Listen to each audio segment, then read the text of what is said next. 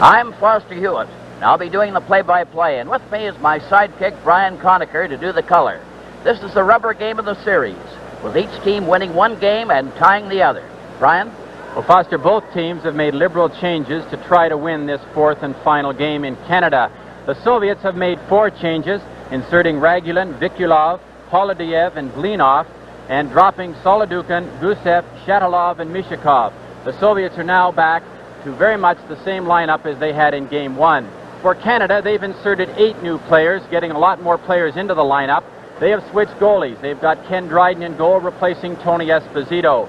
Don Ory and Rod Sealing are replacing Guy Lapointe, and Serge Savard, who suffered a broken bone in his foot in a practice here yesterday.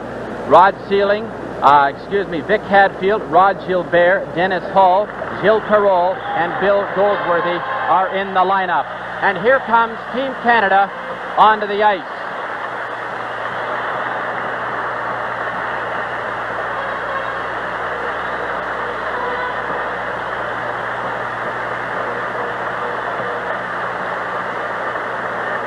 And rounding out their roster, the Canadians have also dropped Peter Mahovlich, Jean Rattel, Stan Makita, Wayne Cashman, and Jean-Paul Parise.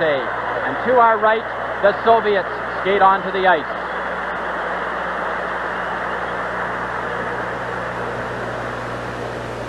Prior to this game, ladies and gentlemen, we will now have presentations at center ice. Mesdames et messieurs, nous aurons maintenant des présentations au centre de la patinoire.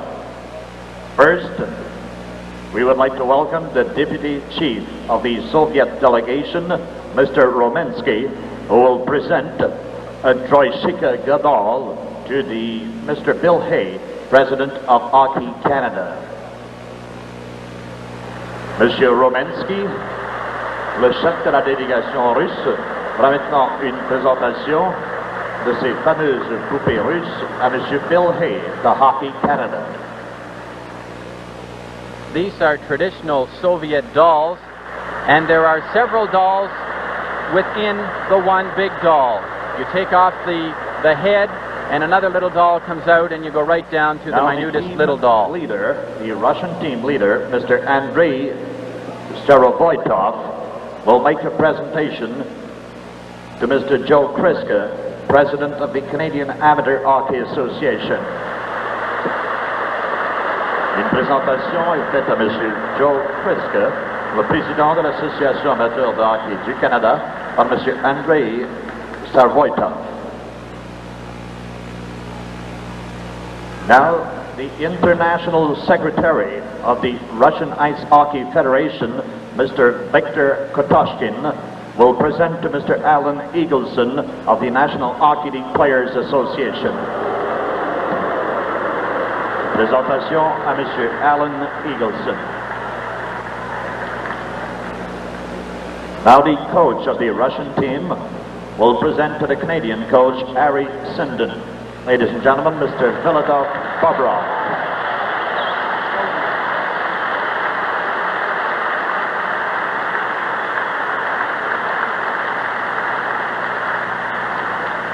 Now the assistant coach of the Soviet team, Mr. Boris Kuligin, will present to the assistant coach of Team Canada, John Ferguson.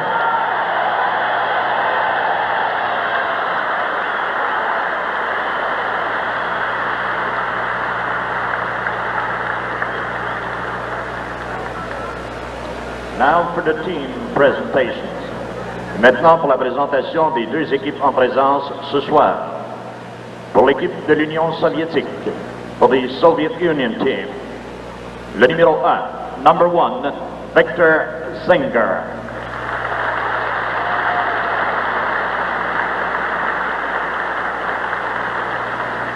Wearing number 3, le numéro 3, Vladimir Luzhniki. All of these dolls will be of different sizes, as you can see, and when they're over, they'll all insert in to be one big doll. Number 5, le numéro 5, Alexander Ragulin.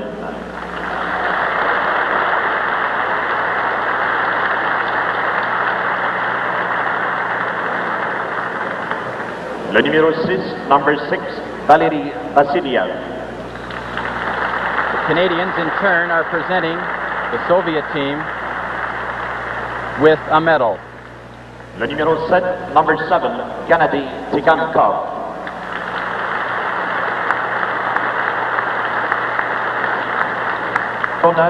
Number 9, Yuri Blinov.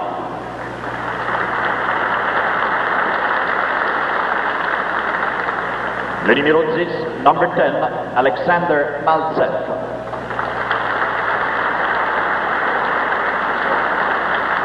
Le numéro 13, number 13, Boris Mikhailov.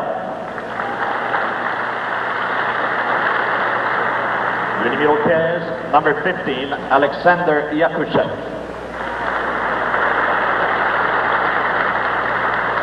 Le numéro 16, number 16, Vladimir Petrov. Le numéro 17, number 17, Valery Karmalov. Le numéro 18, number 18, Vladimir Bigulov. Le numéro 19, number 19, Vladimir Shadrin. Le numéro 20, number 20, Vyacheslav Fresiak. Le numéro 22, number 22, Vyacheslav Anisin.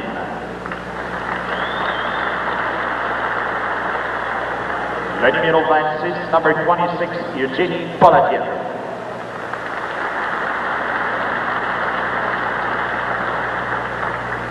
Le numéro 23, number 23, Yuri Lebedev. Et le numéro 24, number 24, Alexander Podunov.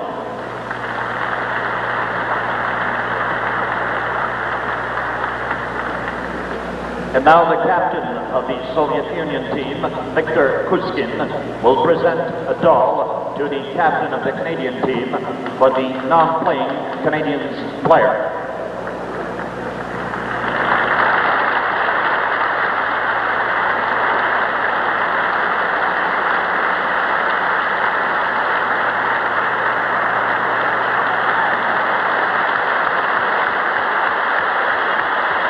A tremendous spontaneous ovation Now, after that exchange. the introduction of Team Canada.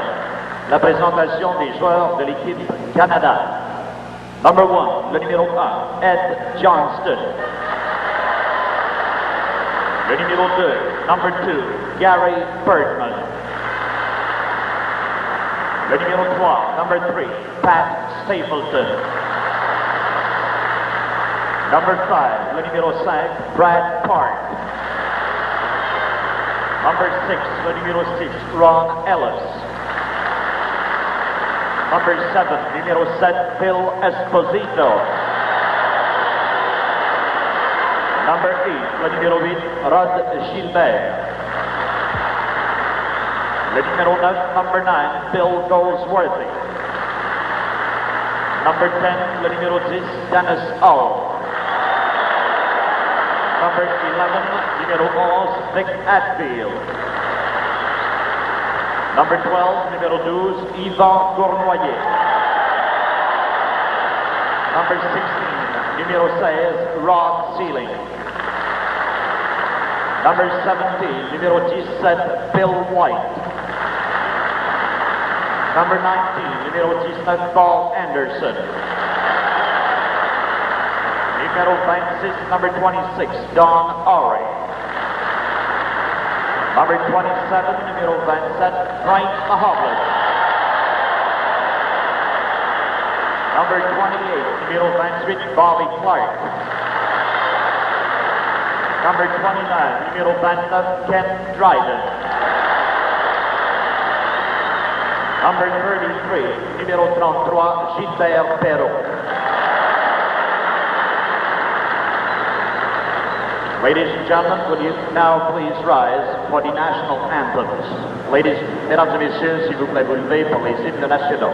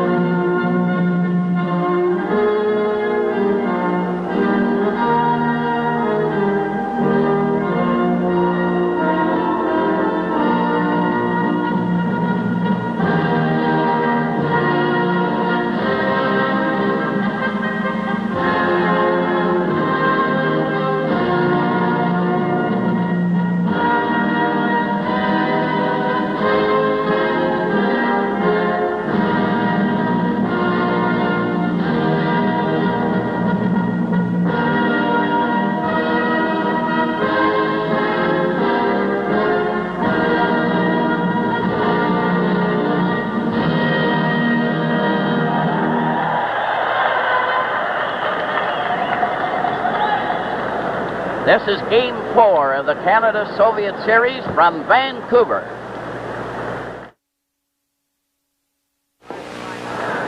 Now for the starting lineups, and Bergman and Brad Park on the Canadian defense. Clark is center ice, Paul Henderson and Ellis on the wings, and Ken Dryden in goal. Going back to the first game of the series. Now for the Soviets, Raglan is out there with Sagankov, Mikhailov, Maltsev, and Harlamov are the forward line. Tretiak in goal, continuing his great performance. Len Gagnon and Gordon Lee are the two officials, and the Soviet team are in a huddle as usual, right in front of their own bench, and now they're all set to go. Foster, it'd be a good time to mention what the CCCP means on the front of the Soviets' jerseys. It, of course, is in the Russian alphabet, means the USSR, or the Union of Soviet Socialist Republics. The Soviets are to our right, Canada to the left. Maltsev got the draw momentarily. Canada recovers, shoots it up over the line. Clark driving it in. Ellis going after it. It's shot on the boards. Harlamov getting it at the blue line. 17. Harlamov over to Vikolov. And Vikolov couldn't recover as Clark is skating him off. Number 5. Ellis goes in to help. Back of the goal. Left it. A loose puck. It's back of the net for Maltsev. They're great opportunists. Another roller over on the side. Henderson covered his man. Henderson wearing the red helmet. Comes in front of his own goal. Over to Ellis. Ellis at center ice behind Clark. Recovered by the Soviet. And it's Vikolov over the line with Harlamov, who went in too far. Park is covered by Maltsev, who has the puck. He's bumped. Here's a shot by Sagankov that went wide of the net. Bergman plays to Paul Henderson. Henderson up to center ice. Raglan took Canadian player out. Henderson still going. Stopped as he went to one side of the net. Center right in front of Park. Here's a shot. And the drive went wide. Soviet come right back with a pass. Mikhailov failing to get it. Mikhailov 13. Petrov making the pass. And they're changing on the go. Now Blinov was given a jolt on the boards. Petrov failed. Blinov going in. Number 9 is knocked over by Goldsworthy. And he gives him the elbow again. Mikhailov took it on the head. And Goldsworthy will get the first penalty of the game for Canada. Of course, Foster, Goldsworthy has been waiting a long time to get in this series. He got in briefly in one of the other games, but the Canadians are so intense, they want to get into this game so badly that a few chippy penalties are inevitable to come. At 1 minute 24 seconds.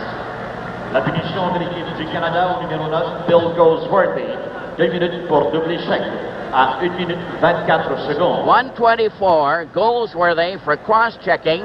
And Goldsworthy had just come on the ice on a player change as the two teams were changing on the move. Petrov is now at center ice for the Soviet. They have the odd man advantage. So Canada under a disadvantage right off the bat. Bill White goes back to the net. Mahavlich couldn't recover the puck. Kuskin to Mikhailov, 13. The pass goes loose. Bill White lobbed it down the ice. And Tretiak will have to stop it. Luzhniki takes it back to the goal. Number 3, watched by Mahavlich. He's out there with Bill Esposito trying to kill off the penalty. From the corner, the puck is shot to the blue line, recovered by Blinov. Up to center to Petrov. Over the line, he stops.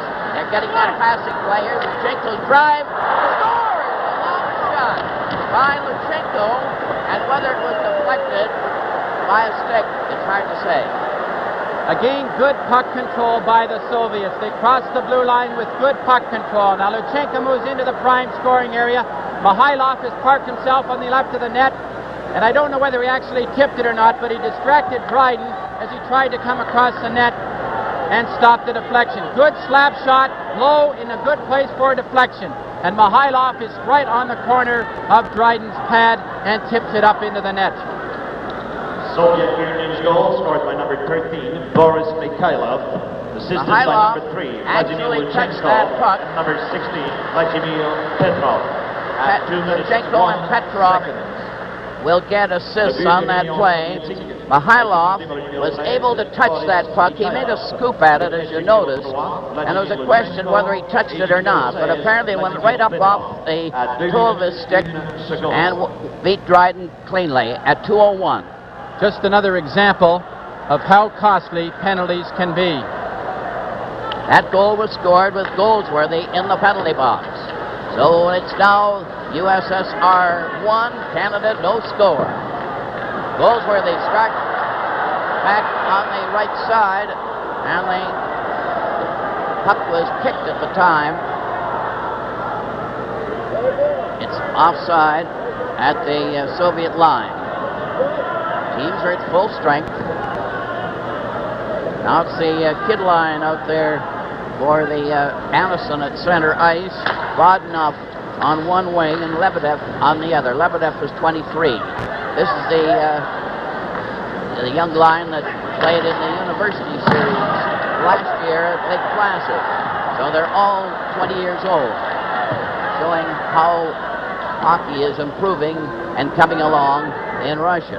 Puck is shot right down the ice and cleared down into the Canadian zone, so it's an icing call. A good first intermission coming up with a look in the Soviet dressing room in Winnipeg. Bill Good will have some fan reaction again, and there'll be an interview with Joe Kriska, the president of the CAHA. Of course, Howie Meeker will be along with the highlights. Vikulov is over on the right wing for the Soviet. He failed to get out. Gets it with Harlamov on his left. Maltsev on the right. As the puck goes, Ori goes in back of that. He's out there with Sealing for Canada. Now then, a long pass to Hadfield goes astray. Zagankov bringing it back with Vikulov and Harbalov. A shot stopped by Don Ori. Cleared back again by Esposito. They jam against the board. Raglan hangs on to that puck.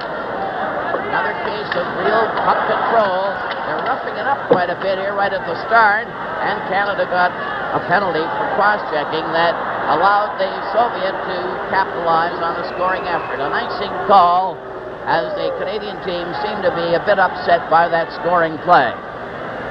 Number 18, Vikulov, has made an amazing recovery to get back into this lineup tonight. He suffered a partial separated shoulder in Game 2, had it strapped up for a couple of practices, and is now back out there taking a regular shift. Of course, that's the Soviets' top line. Perreault is out there now for Canada, number 33. He's the product from Buffalo in the NHL. Mahovlich is on the left wing from Montreal Canadiens, and also Cornwallier. So now it's back behind the Canadian goal. Perreault starting to move on that left side, waiting for a pass. Bergman played it the other way, and it's Cornwallier knocking it out at center. Perreault knocked Mihailov down. The puck goes into the Soviet zone. Luzhniki free. Shoots it, not out. This puck goes to the side. Kuskin nearly was in trouble. Mihailov playing it back to the goal. In the corner there, Blinov, number 9. Passes on the right wing. A relay is intercepted by Cornwallier to Bergman. Up on the right wing. Perreault going in there, 33. Center right to Mahovlich, and it bounced off his stick. And Frank Mahovlich had a great chance. Mihailov, 13, coming back at the blue line to Blinov, number 9 at center, over the line. 3 of them closing in. Here Mihailov right in. And a close call there for Dryden, who covered the short side. He wasn't just too sure where it came from. Perreault back at center. Over the line. Stopped by Kuskin. Blinov, number 9, down the far wing. 3 of them up again. Blinov pass to Mihailov. A dump pass to Kuskin. His shot was stopped. And the Canadian team break out at center ice. Coming down. Cornwallier pass. Mihailov lost it to Perreault. Right in front to Henderson on a player change. And they're making frequent changes. The puck is loose on that wing. Henderson covered his man. Perreault centered it in front. No one was there. Soviets clear out to center ice, and it hit Park skate. All Henderson drives it over the line to Cornwallier, coming right in on goal. And Krutchak didn't even budge on that one. Clark tried to dig it out from back of the net. It's knocked over to Cornwallier. Cornwallier slashes at Kuskin. Here's another chance for Stapleton, a dribbler. And again, The Soviet player is kind of slashed by Cornwallis. Down the left side for Anderson. The kid line out there. Bodnov was with him, and the shot went flying into the crowd. But the score, Russia 1, and Canada no score. This is game 4 from Vancouver. Soviets won, Canada no score, 14:28 left in the first period, and Canada had a setback on a penalty to Goldsworthy. A long clearing pass, Dennis Hull on that left wing, Goldsworthy on the right, Bill Esposito at center, Dennis Hull got his shot away, and it hit Poladiev's skate and went wide. There's that boarding check there.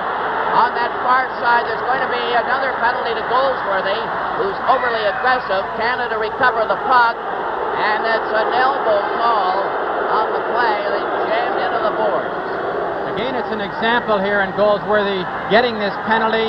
He made the play, the player got the puck away, and of course, being a little over-anxious, Goldsworthy goes in, he takes the check, which normally he probably wouldn't. Canada's penalty, number 9, Bill Goldsworthy, 2 minutes for elbowing. 5 minutes 58 seconds.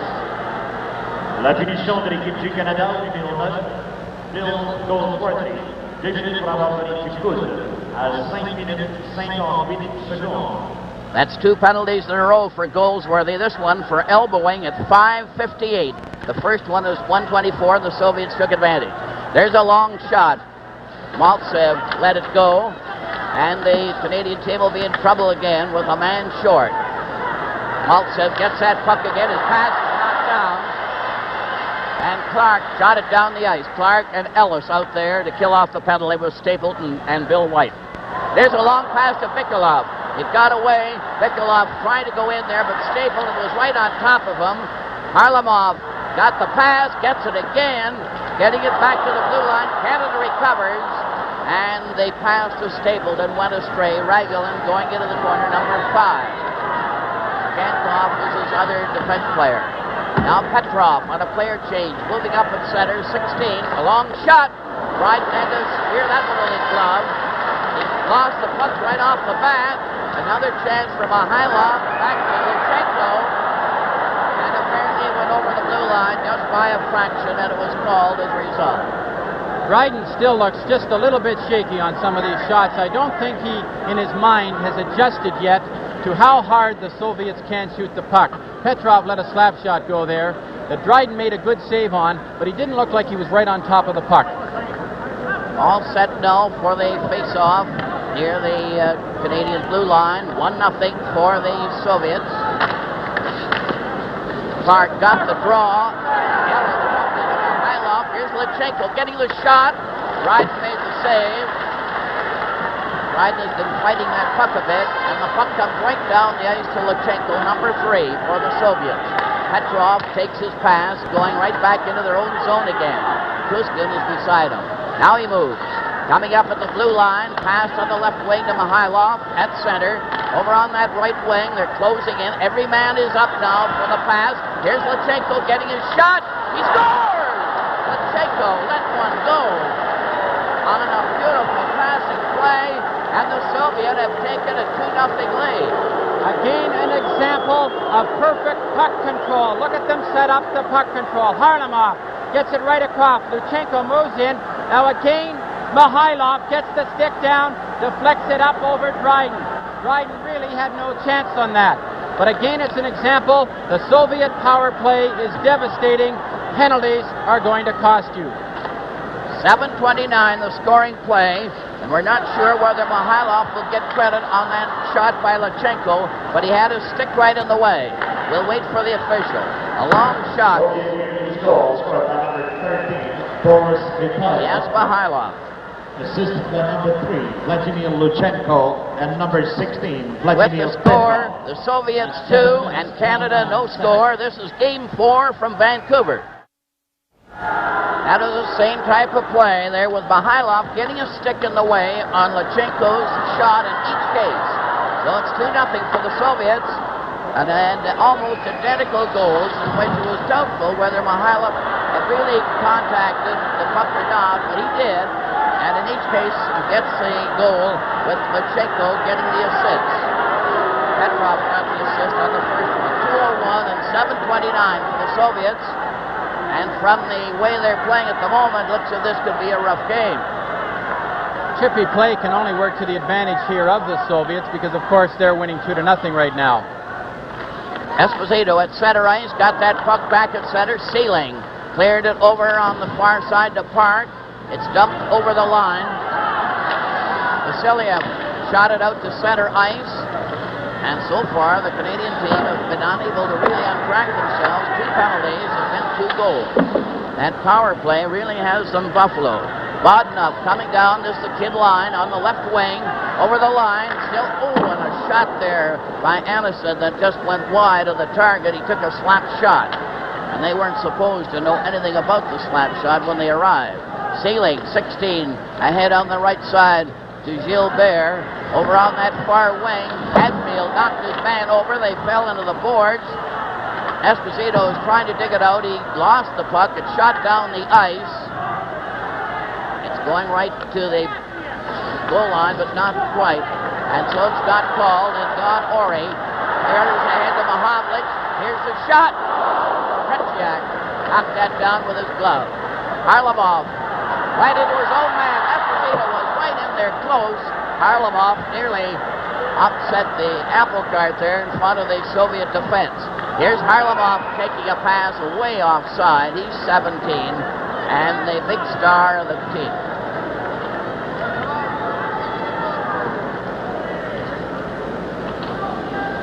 Here's a good look at the play from the low angle. You can see Tretiak moving around in that net to set up continually. From the face-off, Perot out there now at center with Cournoyer and Frank Mahovlich. Harlamov out there with Mikulak and Maltsev. And a icing call, and the face-off is going to be in the Soviet zone to the left of Tretiak. One thing that has been causing Team Canada a little bit of trouble in this first period is their defense are backing in a little bit, and they're giving the Soviets good puck control. In the face-off, the Soviets get the draw, lose it again on the boards, only to recover. Harlamov playing it to Maltsev, over to Mikulak, over the Canadian blue line, then Harlamov missed it. Mahovlich coming back with Perot, the two of them over the line. Mahovlich cleared it right front to Perot. Perot failed to get a shot, and it's checking by the Soviets very close. Stankov over to Mikulak. Here's Maltsev, uncovered, right in on goal. And his backhand just failed to click. But they're walking right in on that Canadian defense. Cournoyer passes back. Here's a shot by Perot. Went off the skate. Mihailov with Harlamov coming right back at center on a player change. Mihailov, who's been the big opportunist, deflecting 2 shots. Had a good chance there. Cournoyer to Mahovlich. To Perot. Perot over the line.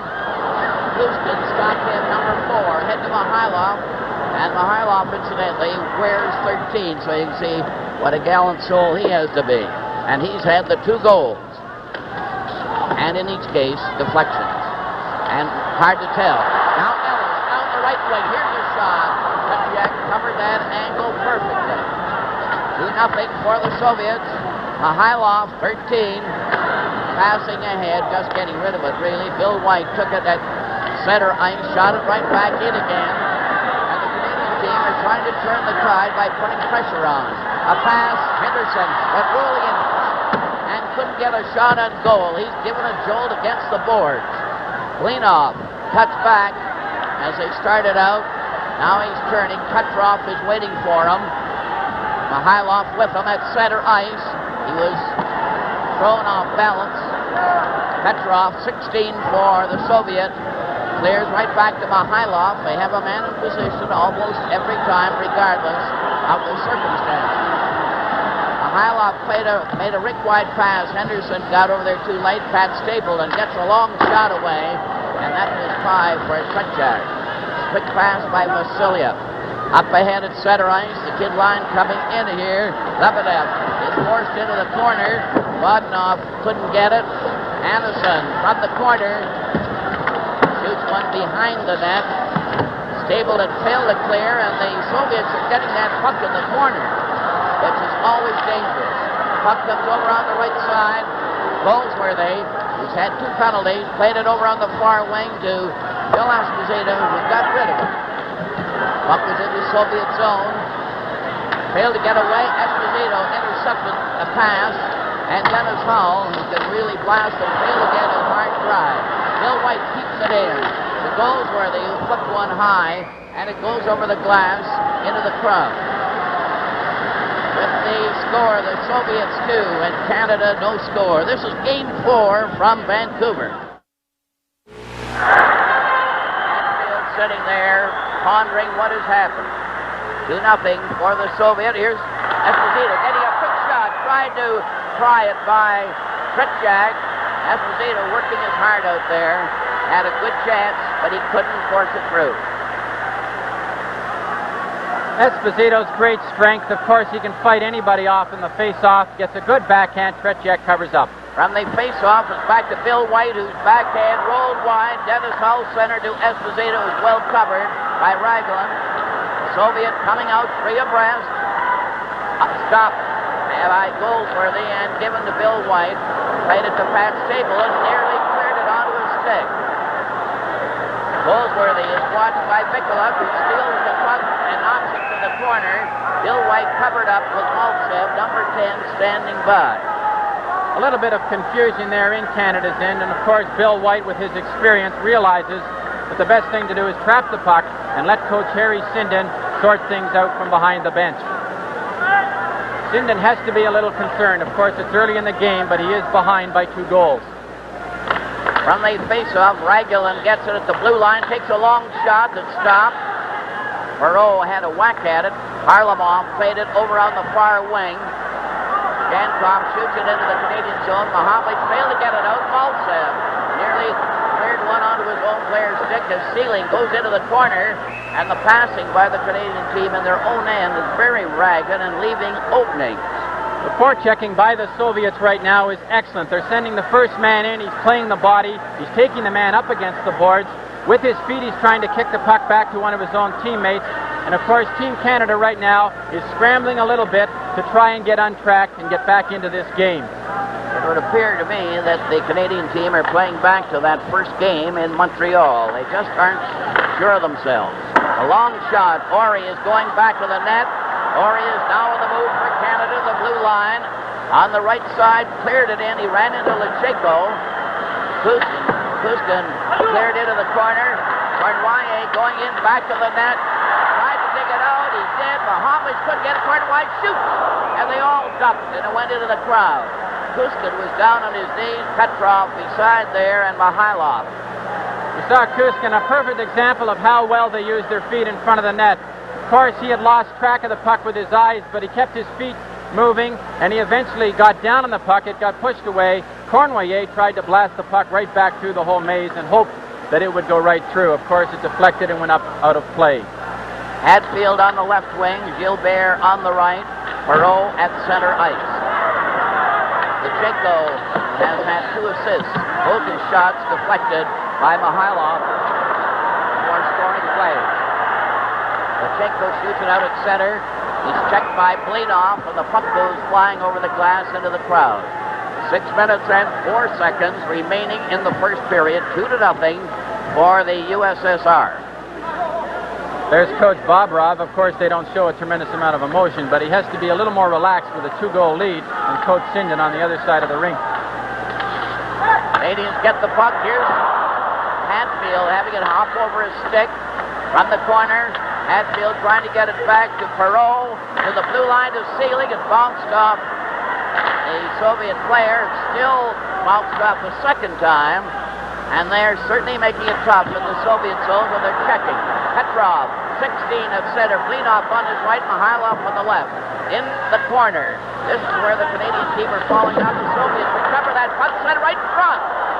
Roller was stopped on that play by Perreault. But again, the Canadian team are failing to recover that puck in the corners, and that's a disaster, especially in their own zone. Puck goes in back to the Soviet goal. They're trying to dig that puck out in front. Esposito tried to backhand. Kutchak handled it with ease. Mihailov couldn't get past center. Ori draws his check ahead to Hadfield at center, 11 for Canada, to Esposito. A long shot wide of the net. The Canadian team haven't been able to break in on that defense with any real direct drive. It's down the far side. Lebedev going in on with Vodnov. The pass comes to the Canadian team. It's over on the Dennis Hull, getting his shot away and missed by about 10 feet. Ellis from the corner couldn't recover. It's back again for the Soviets. Lebedev in front of the net as Vodnov tried, while sliding on the ice, to deflect it. Canada trying to get that puck out of their own zone, and it's been hard. Esposito at center with Ellis on his right. Back to Dennis Hull. A shot. Kutchak made that save. Puck bounces all the way back at center ice. Brad Park, as they're changing on the go, ran into Anderson. Here they come again. Lebedev with Anderson getting in front to Harlamov. Then a deflection. Another shot. And Dryden will stop that one with Lebedev right at the doorstep. With the score, the Soviets 2 and Canada no score. This is Game 4 from Vancouver.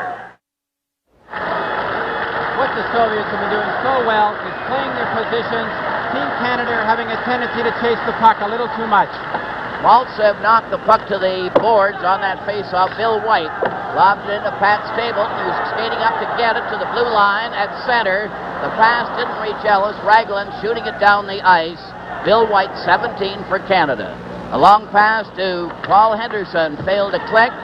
Soviet take over at center ice. Nikoluk, 18, takes a shot high, but they always seem to get a shot when they feel that they have the opportunity, but they never shoot until they feel they have a good chance. I can't emphasize how important it is to play your position in this type of hockey. The Soviets are doing it exceptionally well. Bill White from the face-off goes with a pass over to Henderson, who's blocked there. Now Stapleton trying to help him out, knocked it back to Dryden. And Dryden made sure there was no monkey business by going down low to cover. In a close checking game, if you do play your positions or close to your man, you have a 50-50 chance of getting that puck every time it's passed. 3:15 left in the first period. Soviets leading 2-0. A long pass to Henderson. Ellis follows in, couldn't control that puck, and it's shot out to center ice. Pat Stapleton backing up. 3 minutes left. Now then, on that left side, Henderson in front. Kutchak caught that with his glove as Clark let one go. Kretschak has an amazingly quick hand, because he there looked like he was a little too close to the post and he was right back into the net, but the big glove came up and took that shot of Bobby Clark's. Petrov is going out to center ice. There's Bobrov, the coach. He seems to be even more active in this game tonight than others. From the face-off, here's a chance. There's Frank Mahovlich, hit a skate. Blinov, 9 in the Canadian zone. Keeps on going from Petrov, took his shot, and Dryden was down low to cover up on that close call. This shot causes Dryden a lot of trouble because he wasn't absolutely sure that Blinov loses it. He gets it back, kicks it up with his foot. Now he's not sure, he's not going to try to go out in front. And Dryden fell back into the net. From the face-off, Canada recover, and it's down the right side. Perreault was squeezed right out on the play by Luzhniki. Kustin in front of his own net, over to Blinov. Up to center ice with Petrov and Mihailov. Here's Mihailov's shot, went bouncing high, caught by Dryden. And this Mihailov is playing quite a game in this first period, having been given credit for the first 2 scoring plays in which he deflected each one after Luzhniko's shot. It was just one of those things, but they all count. Tremendous crowd here. There's not a space anywhere, and they were lined up trying to get tickets in Vancouver for some time. Here's a long shot by Luzhniki that failed to click. He fanned on it, really. Slides out to center. Hadfield took a long shot. Kutchak caught it coolly with his glove. The long pass goes down the ice. It's not going to go right that far because it's sticking on the ice. The Soviets recover. Klinov, great opportunity. Klinov was knocked sideways, though, as they squeezed him out. Esposito tried to come up at center, but he was alone. Then, pass over that far wing. Gustin couldn't follow through. A long pass out, rather aimlessly though, and it slides down into the Soviet zone. Vasiliev went back, but it's icing. The Soviets' checking here has been so close, they've been sticking so close to their men, that Team Canada really has been forced into a one-on-one situation where they're trying to do it by themselves, and there's a great lack of team unity so far in this first period by Team Canada. Soviets have had quite a margin in the play in this first period and have earned that 2-0 lead, even though both goals were rather spotty, and that was the deflection. Here they come again. A shot right on Dryden, and a hard one at that by this Anderson, and this is his kid line, the 20-year-old. Dennis Hull from center ice fired one that Krikjak knocked down. Vladiev played it over on the wing.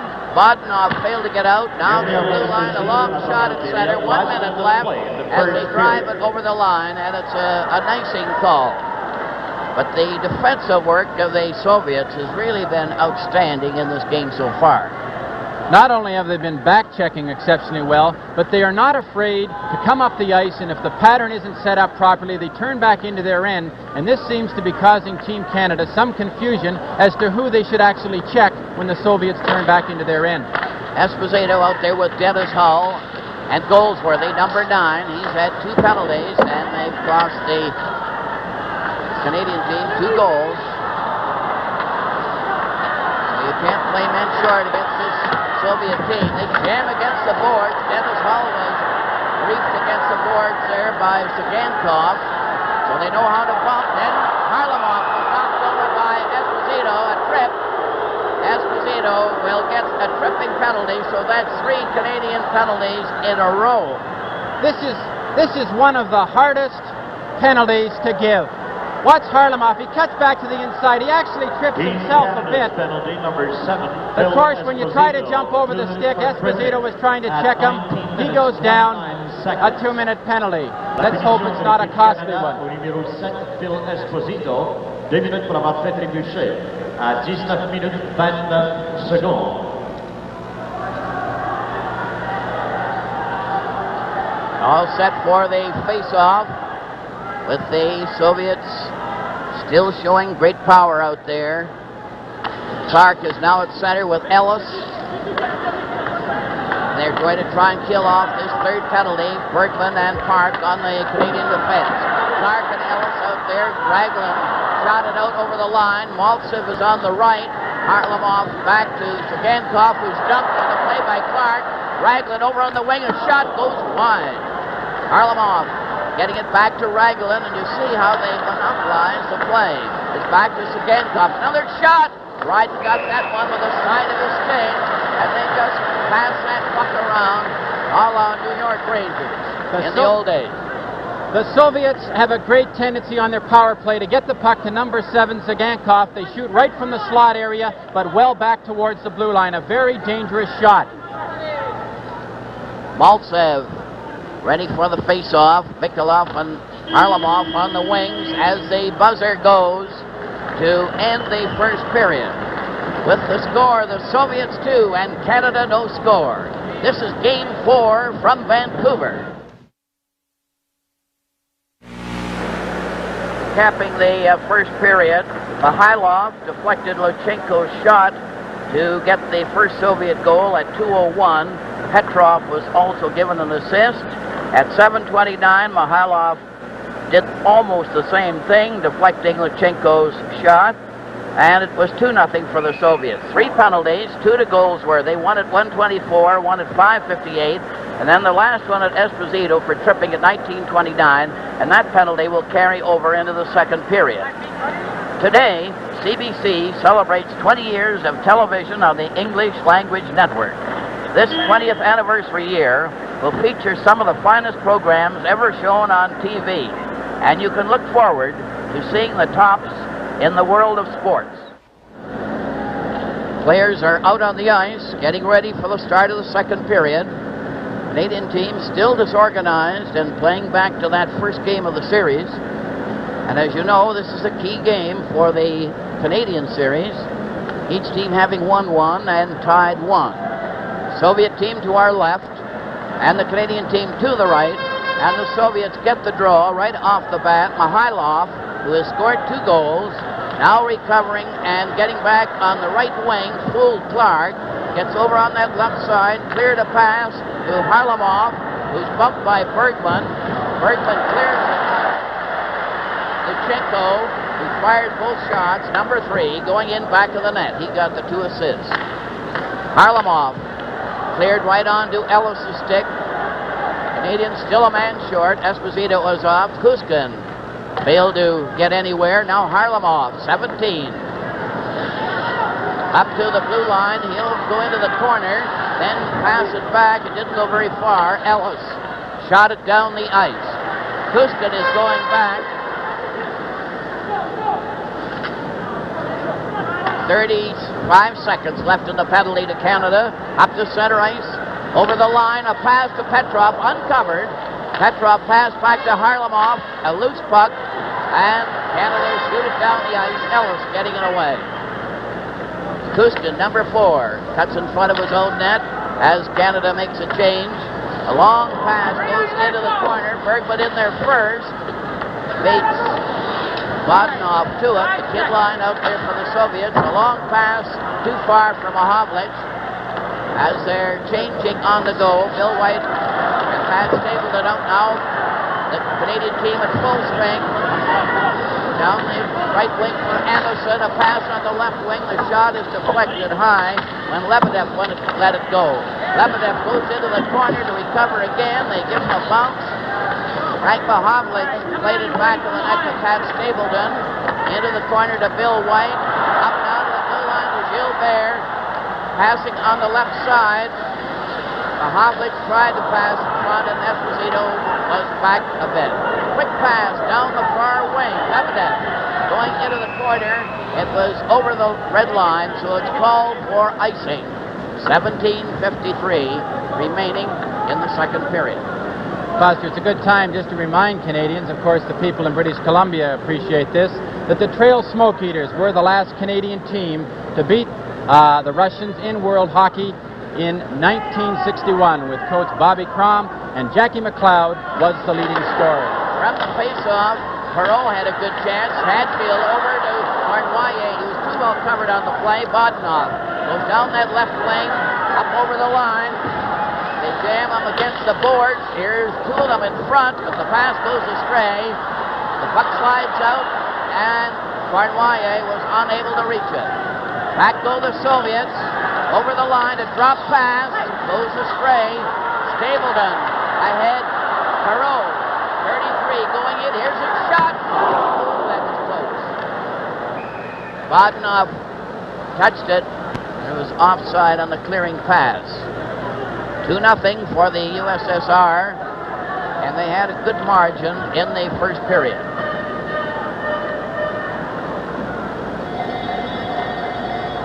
Another change of players. Hadfield is coming out with Esposito. Esposito's going back again.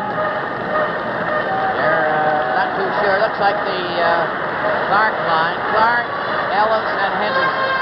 Clark 28, Ellis 6, Henderson 19, wearing the red helmet. On the face-off, the Soviet get that draw. They're getting it quite often. Maltsev. Now another tries to Gankov, the defense player, going in with Henderson covering him, but he got that pass over just the same, and it's flipped out to center ice. Maltsev recovering for the Soviet, number 10.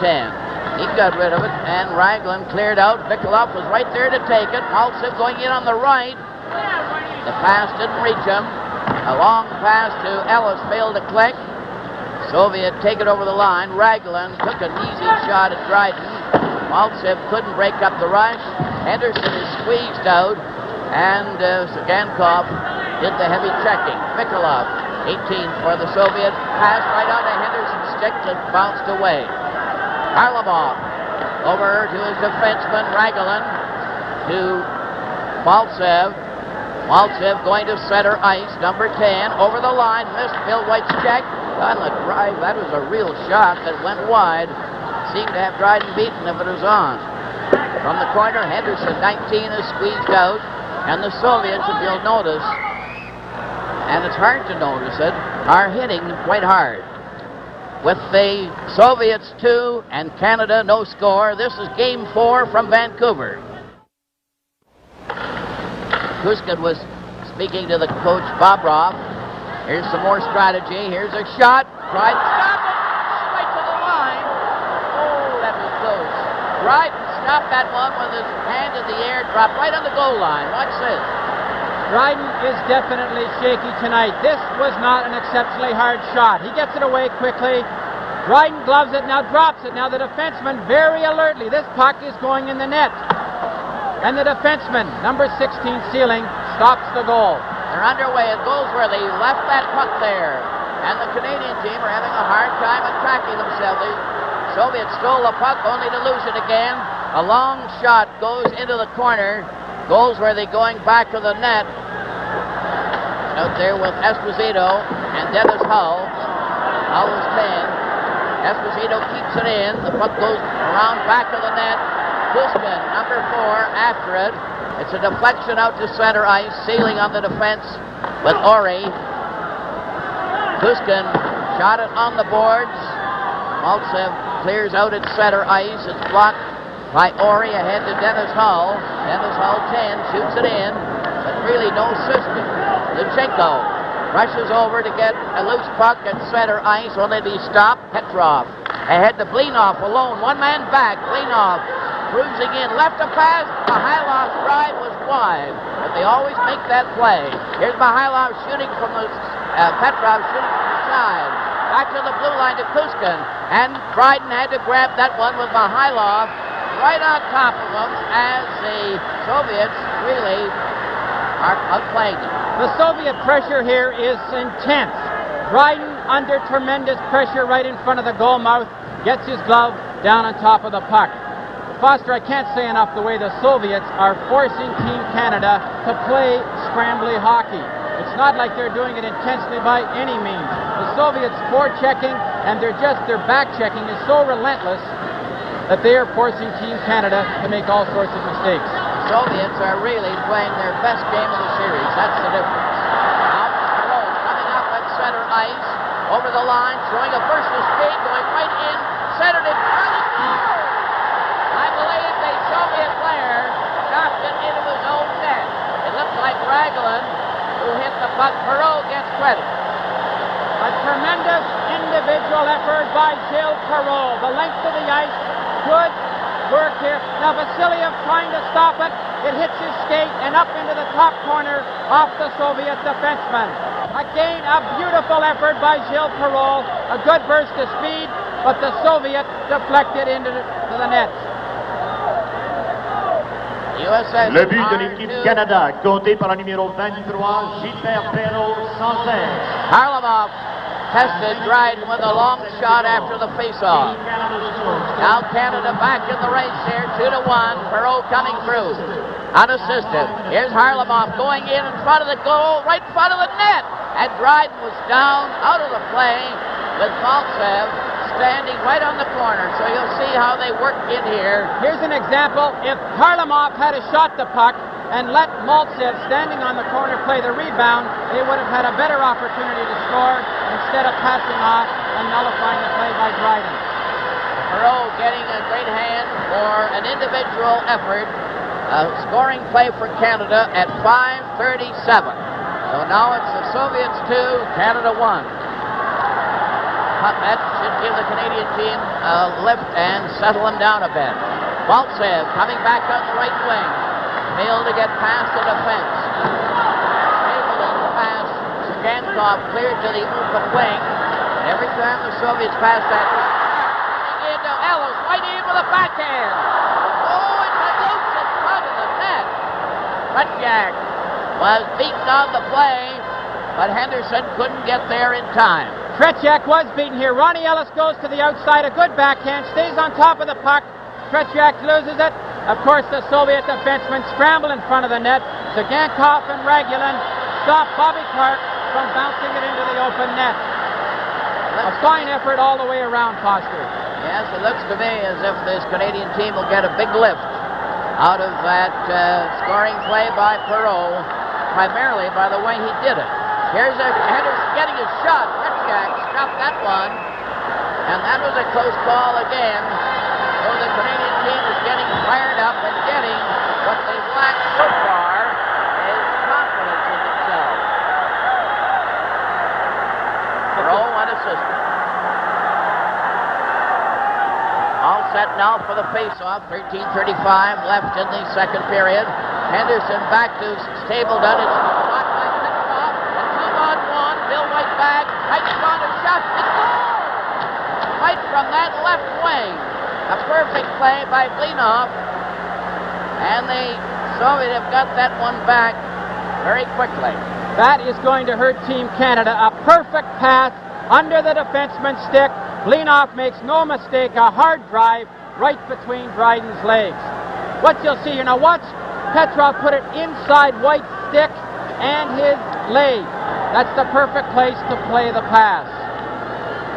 Soviet Union's goal scored by number 9, Yuri Blinov, assisted by number 16, Vladimir Petrov, and number 13, Boris Mikhailov, at 6 minutes 34 seconds.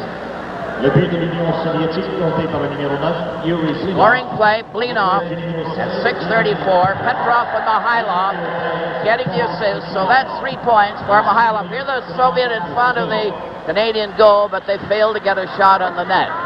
So the score is now 3-1 for the USSR. I hope we don't see Team Canada go back into their shell, because they were definitely coming out of it and playing much better hockey. Face off in the Canadian zone. The puck is recovered by Hatfield. Ahead now to Gilbert. Gilbert, number 8, stops. Cleared the pass, intercepted. And is carried right down at center ice. A fake shot by Shadron, who's a spare player in the game. They jam into the corner. It's over on the far side. Hatfield comes up in center, over the line. Here's Gilbert faking, and a shot right across the goal line. Tretiak had it covered, though. The puck is at center ice. Soviet attacking Vikolov. Number 18 getting in with a drive, and it's wide. But how they get these shots, the Canadian defense backing up almost on every occasion. There's a collision. Hatfield bumped into Galadiev right at the Soviet line. Quick pass on the left wing. The Soviets cruising in. Vikolov had a shot blocked on the defense. Esposito knocks it around back of the net to Sealing. Cornwallier is on that far wing. A long pass. Cornwaller's right through. Oh, he went right through. And a great save there by Tretiak. Return rush by the Soviets. A drop pass. And a drive. Right. Deflected that with his glove. Zagankov checked it. 2-on-1. A pass again to Cornwallier going right in the goal. And he went in the net and the puck stayed out. Esposito had set him up. That's 2 in a row that Cornwallier unable to cash in on. But he made a great effort. Zagankov goes in on the defense with Vasiliev clearing it out. Mike Mahavlich played it over to Esposito. Here's a shot. And Tretiak grabbed that one with his left glove. With the score, the Soviet 3 and Canada 1. This is game 4 from Vancouver. Ready for the face-off in the Soviet zone. 3-1 for the Soviet. Cornwallier. Here's the penalty coming to Kuzkin for tripping. Kuzkin upset Cornwallier, who's been tearing in there and coming very close.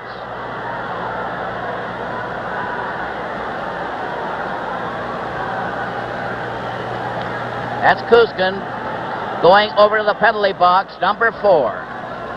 Soviet Union's penalty number 4, Hector Kuzkin. 2 minutes for tripping at 8 minutes 39 seconds. La punition de l'Union soviétique au numéro 4, Hector Kuzkin. 2 minutes pour avoir fait trébucher. à 8 minutes 30 secondes.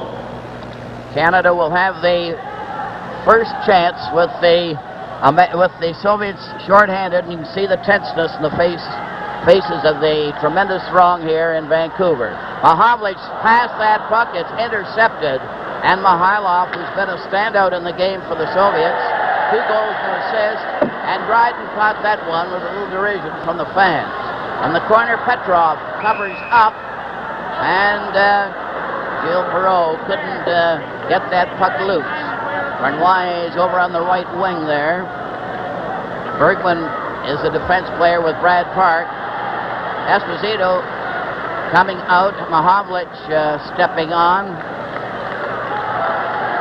Here comes Sealing. And Bergman is coming over to the Canadian bench. Bobrov is doing a little directing of traffic as well. Petrov and Mihailov are trying to kill off the penalty for the Soviets, 16 and 13. Mahavlich couldn't get up there in time. Luzhniki broke it up. Esposito goes over the line, a drop pass to Cornwallis. It's checked. Brad Park knocks it into the side. Ragulin had his pass partially blocked. Frank Mahavlich standing there, over to Parker, the shot! Oh, it went over the top corner with Esposito doing his best there to hustle Tretiak out of position. Had that shot by Park been a little lower, it could have caused Tretiak a lot of trouble because he was backed up right in the net. He left a lot to shoot at.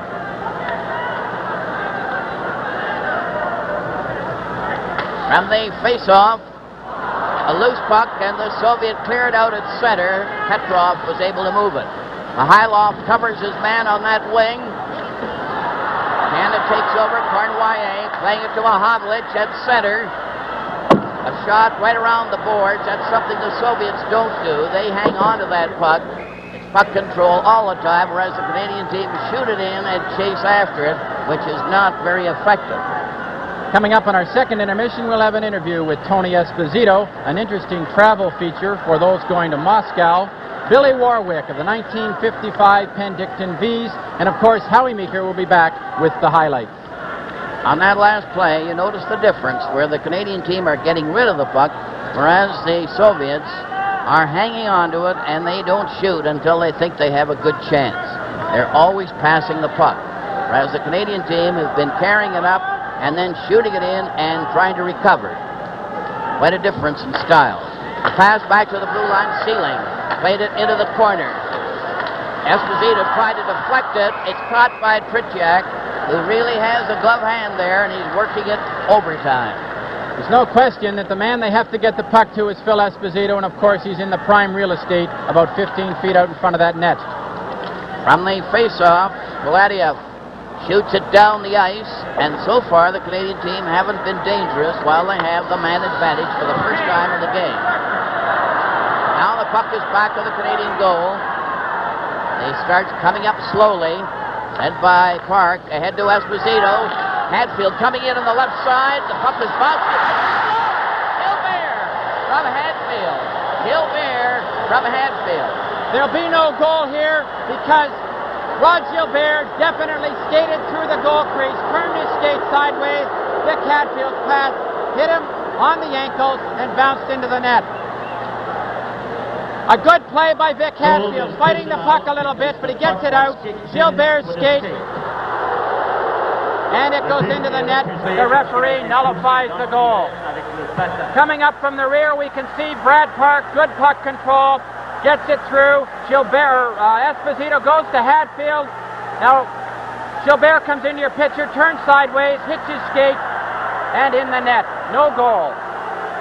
Gilbert didn't appear to kick it, but it went in off his skate. Now, of course, the Canadian team are claiming that the only attempt was made to kick it, that it should count because it just bounced off his skate. But the officials decide otherwise, and they have the last say. I must say, Foster, that the official was standing right on the goal line. He had good concentration on the puck. So it's still 3-1 for the Soviets. Canada take that over the line. Park couldn't control it with his glove. Down the right side for Mihailov. A drive right on. Tried to stop that. He didn't know where to go to. It just bounced wide of the net. Dryden is a little shaky in there. Up the center ice. Over the line. A long shot was wide of the goal. Now the Soviets are at full strength. And Pushkin is on. Number 4. Seelig stopped him. Luzhniki shoots it down the ice. Brad Park going back on the icing call. And that last, what appeared to be a scoring play by Gilbert from Hatfield, was disallowed because it was kicked in by the ruling of the official. Harry Sinden pacing behind the net, and his anxieties have to be growing at this stage. Face-off is going to be in the Soviet zone. Petrov, 16, is at center ice. The Clark line out there for Canada. Clark, Henderson, and Ellis. Yakushev now out there for the first time in the game. Cleared over onto the right side. He's mixing up the young ones. Here's a loose puck there. And Chandran, these are the two extra players for the Soviet. They're getting their first try. If that puck hadn't have been deflected, Chandran was sitting all alone there, and it was only a scramble by one of the defensemen that got back in time to deflect that puck over the boards. Vladiev, 26, is standing at the blue line, so look out for squalls here as here's a shot. Over the top is Dryden ducked. Soviets get Anderson getting it back, but Vladiev missed it. Vladiev plays it over on the far wing. Chandran had it bounce off his stick. They carry over the line. Yakushev with Anderson, and they fail to go through. Shot right back on the defense to Vasiliev. Over on the right side, Vladiev will stop. Cleared over the line. Ellis tearing in there on that wing with Vasiliev covering him. Petrov ahead to Yakushev. Up to the blue line. A three-man break for the Soviet. Yakushev drops the pass back. The shot is wide. It's into the corner where the Soviets seem to always recover. They still have it there. Yakushev's shot hit Stapleton. He gets it again. Took his shot. And it's stopped on the play there by Dryden. And the puck rolls out to Clark. Pat Stapleton goes right down over the line to Henderson. Henderson's pass was knocked down by Chandran. Chandran is partially stopped. Henderson getting it back. And then Stapleton cleared it right back to Dryden. And the Canadian team are having their troubles. Cleared pass by Stapleton to Dennis Howell over on the far side to Goldsworthy. Yakushev was hit by Dennis Howell on that last play. And the puck is now again at center ice. Vasiliev over to Vikolov. He failed to go through, but Maltsev followed, but they were offside. With the score, the Soviets 3 and Canada 1. This is Game 4 from Vancouver. All ready for the face-off. Raglan is returning a helmet to the Soviet bench. 3-1 for the USSR. 7:10 left in the second period. There's a loose puck. Harlamov wormed his way through. Got it again. Gets a pass in front of the net. Vikolov lost it. Harlamov backs this again. And the drive was about 3 feet wide. Seelig played it back to Ori, who shot it on the boards out to center ice. Another chance goes to center ice. Esposito shooting it into the corner. Raglan covers his man, and the Soviet recovered with Esposito stopping him. Zagankov shot it out on the right wing. Ori going back to recover. Harlamov is after him. Vikolov trying to get him too. Dennis Howell scooped it back of the Canadian goal. Seelig into the corner with Vikolov after him. Seelig still trying to get that puck out of there. Maltsev took it from him. Harlamov turning, getting a backhand right in front. He scored! Vikolov from Harlamov. Vikolov firing it in, and it all looks so easy. This is an example. Now 3 Canadians go into the corner. Of course, the 3 of them are in the corner, the opening in front of the net. Harlamov, good puck control. Vikolov sweeps it in the short side. He caught Dryden going down, and he put it up over his pad. 13-52. Soviet Union's goal scored by number 18, Vladimir Vikulov, assisted by number 17, Valery Karmalov, and number 10, Alexander Maltsev, at 13 minutes, 52 seconds. 13-52. Vikulov from Harlamov. They were the two main ones in. Now Blinov comes in over the line, and the pass goes astray. 5:49 remaining now in the second period, with the Soviets leading 4-1 and have had a big margin in the play. Petrak is being held on that last play by Mahavlich, who stuck right with him. Petrak couldn't even get up, and he must have held him out there for about 10 seconds. Puck is Petrov at center ice. Mihailov closing in, weaving in front. A pass goes astray, and Bergman went sliding down to cover, so there was no pass. The Canadian defense is not standing up. They're getting in trouble. They're going for the fake, and the Soviet player is walking right into the slot, and then he's making a perfect pass either to his left or to his right. Bergman and Clark have both backed up on several occasions, giving the Soviets the option to either shoot or pass off to one of his teammates. That last Soviet goal, 13-52, Vikulov from Harlamov and Maltsev. A long shot on Dryden from the face-off. Dryden is still rather shaky, but the Soviets are really making it tough, with the USSR leading 4-1, and they're flying. They're great puck runners, too. Now Perot tried to go through there, failed. Barnoyer took a chance, but you'll notice that it's all individual efforts. Quite a difference. A three-man rush with Yakushev driving one wide. He had to grab it off the boards. Anderson was with him on that play, so that they're putting a few of the veterans out there with the kids. A somewhat dejected Frank Mahavlich leaving the ice. The crowd didn't seem to like the fact that Mahavlich was sitting on Petriak there for what seemed like 10 seconds. Kept him right out of the play, but nobody could get a shot on the net. Shadron is going to face off. Got the draw, as they generally do. Here's a shot. It's wide, as Vasiliev let it go. Here's another shot, as Yakushev took a whack at it. Anderson in the corner. He's one of that kid line. Shadron got his pass to the blue line, and the Soviet are monopolizing the play into the corner. Stapleton got it out, but Clark was unable to control the puck, and the Soviet take over again. Shadron over on the right side. Vasiliev going into the corner, number 6. Stapleton knocked him down. Bill White playing it on the right side. Ellis with Henderson. Henderson tried to deflect it ahead of himself, went into the corner, centered it in front. Puck is recovered by the Soviet. A two-man break on one. Yakushev. 15 going in on the right side. Bill White deflected his shot with a stick. Ellis knocked the puck out, and sticks went a bit high on that play. With the score, the Soviets 4 and Canada 1.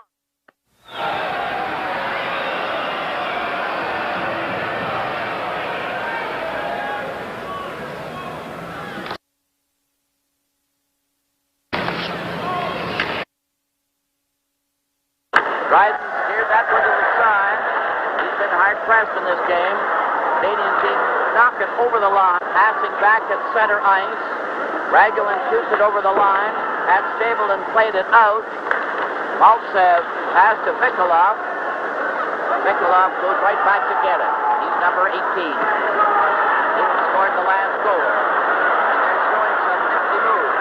Bill White to Pat Stapleton. Ahead at center, the Canadian team just can't get away.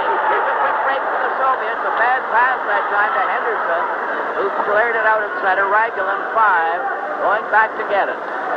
This appears to be the Soviets' best effort of the series, and they're flying. Maltsev at center ice, going up to Harlamov on his right here. Harlamov right here. And his drive at a terrific speed was just off the target. Bouncing back into the Soviet zone. They're coming again. They keep control of that puck all the time. Harlamov weaving over on that far wing. Made the pass. Shako just stepped up and couldn't get there in time. And the Canadian team seemed to be tiring under this terrific pressure. Mihailov, 13, goes all the way back into his own zone, but they can stick him. And they don't let lose that puck for a moment until they're sure. There's Mihailov going waiting again, and the shot let off Dryden's skate just wide. Petrov couldn't keep it in, but it was shot there by Raglan with Bill White going back to the net. And the Canadian team are bottled right up. Hadfield now to Bill White. He stopped. A three-man break. Here's Mihailov going in, a drop pass. Petrov fired it wide. And how they pour in there. Puck rolls to center ice. Hadfield golf one. Retchak finally had to stop one as the Soviet monopolized the play. Corey is going back on that icing call. Canadian professional football returns to the CBC television network on September the 9th. The Montreal Alouettes meet the Ottawa Rough Riders live from Lansdowne Park, Saturday, 8 p.m. Eastern Daylight Time. For Sunday football fans, Hamilton plays at Toronto, and the Calgary Stampeders are in Edmonton. 1:39 left in the second period, and the Canadian team are having a tough time of it. A shot by Perreault out there with Cornwallier and Frank Mahovlich. Went wide. The puck slides down the ice, and it's called for icing. So far, the Canadian team have been unable to get a man in position there at the crucial time. Yakushev going down there now. There's Petrak. Look at him on the corner of the goal crease. Puck rolls in front of the Soviet defense out to center ice. Or he shoots it into the Soviet zone, and it's brought back at center ice. Shadron goes into the corner. He just fell that time. Ori lobbed it on the glass on that far wing. It slides out over the line. Canada on the attack. Perreault going into the Hovlich for the shot. And just as he let go, Paladiev got in front to deflect it. Perreault going in back to the net. Perreault playing a solid game for Canada. Seems to be the main threat on the attack. Puck is back to the Canadian blue line to Mahovlich. Over to Cornwallier. He failed to go through. Yakushev on that left wing to center ice. Over the line. Yakushev turning with Anderson. Stopped by Frank Mahovlich. He picked off the pass. Cleared it over onto the wing to Sealing. Sealing going in too far. Was bumped into the boards by Vasilia. A two-man break for the Soviet with Bergman back. Here's Anderson coming up 22. Slowed down. Yakushev getting in. Right in front of the goal. Anderson took the pass. And Dryden made the save, but a perfect passing play that came very close. Dennis Hull cleared it off the boards. Another try for Shadron coming from the side, and the siren goes to end the second.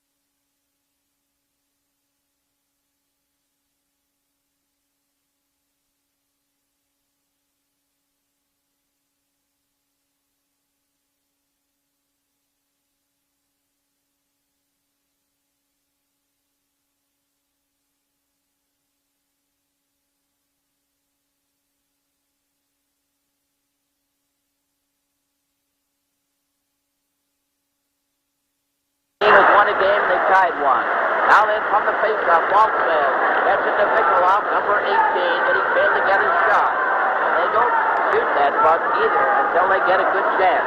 Waltsev on the far wing is covered by Berkman. Puck goes into the corner. Ellis out there with the Clark line.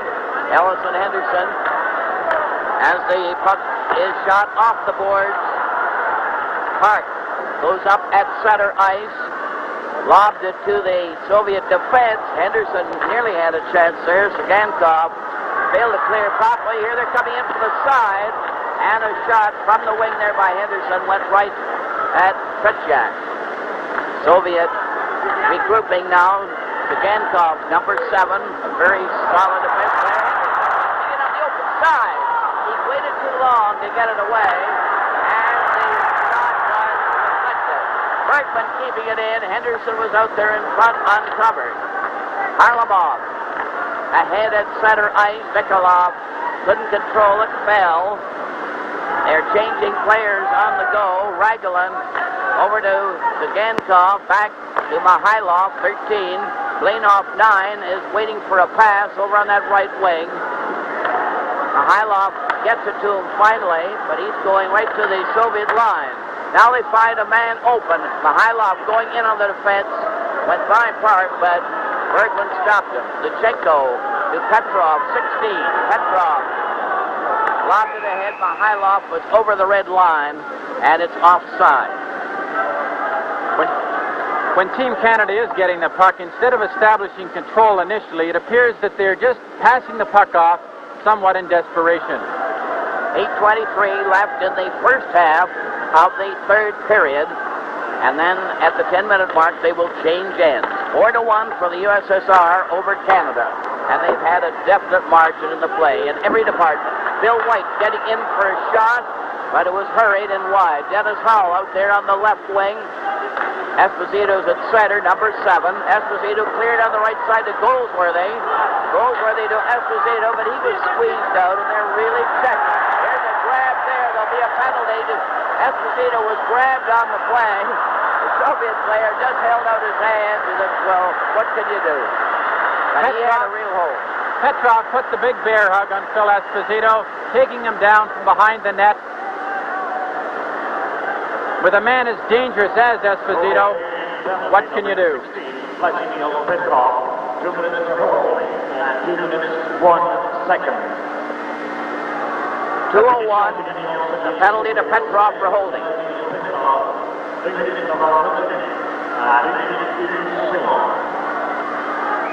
Well, now for the second time in the game, Canada will have the odd man advantage. So far, they haven't been able to do very much against this stout defense and the fast-closing forwards. There have only been a few penalties, so this is a very critical power play for Canada. From the face-off, Cornwallis to Mahavlich to the blue line, over to there's a pass. Gilbert passed it, and it was intercepted, brought down by Mihailov to center ice. Shadron is with him, waiting. He still has it on that wing, and then let it go with Park recovering. Park played it over to Esposito on the right wing. A drop pass to Gilbert. Gilbert cruising in on the right side was stopped by Raglan, with Shadron shooting it out to center. Cornwallis, number 12, cleared it and intercepted by Luzhniki and knocked back. And here's the difference on the passing plays. Watch it. Esposito up on the forward pass, closing in, right in on the goal. And it bounced off Tretiak. Raglan forced him to the corner. Luzhniki recovers the puck, shot it off Gilbert's stick down the ice, and Park is back of the net. Mahavlich going the wrong way, turns into the corner in front of the net. Frank Mahavlich to the blue line at center ice. Every man up over the line. Partially checked. Back again to the blue line. Cornwallis couldn't get a shot. Park lets one go. It stopped.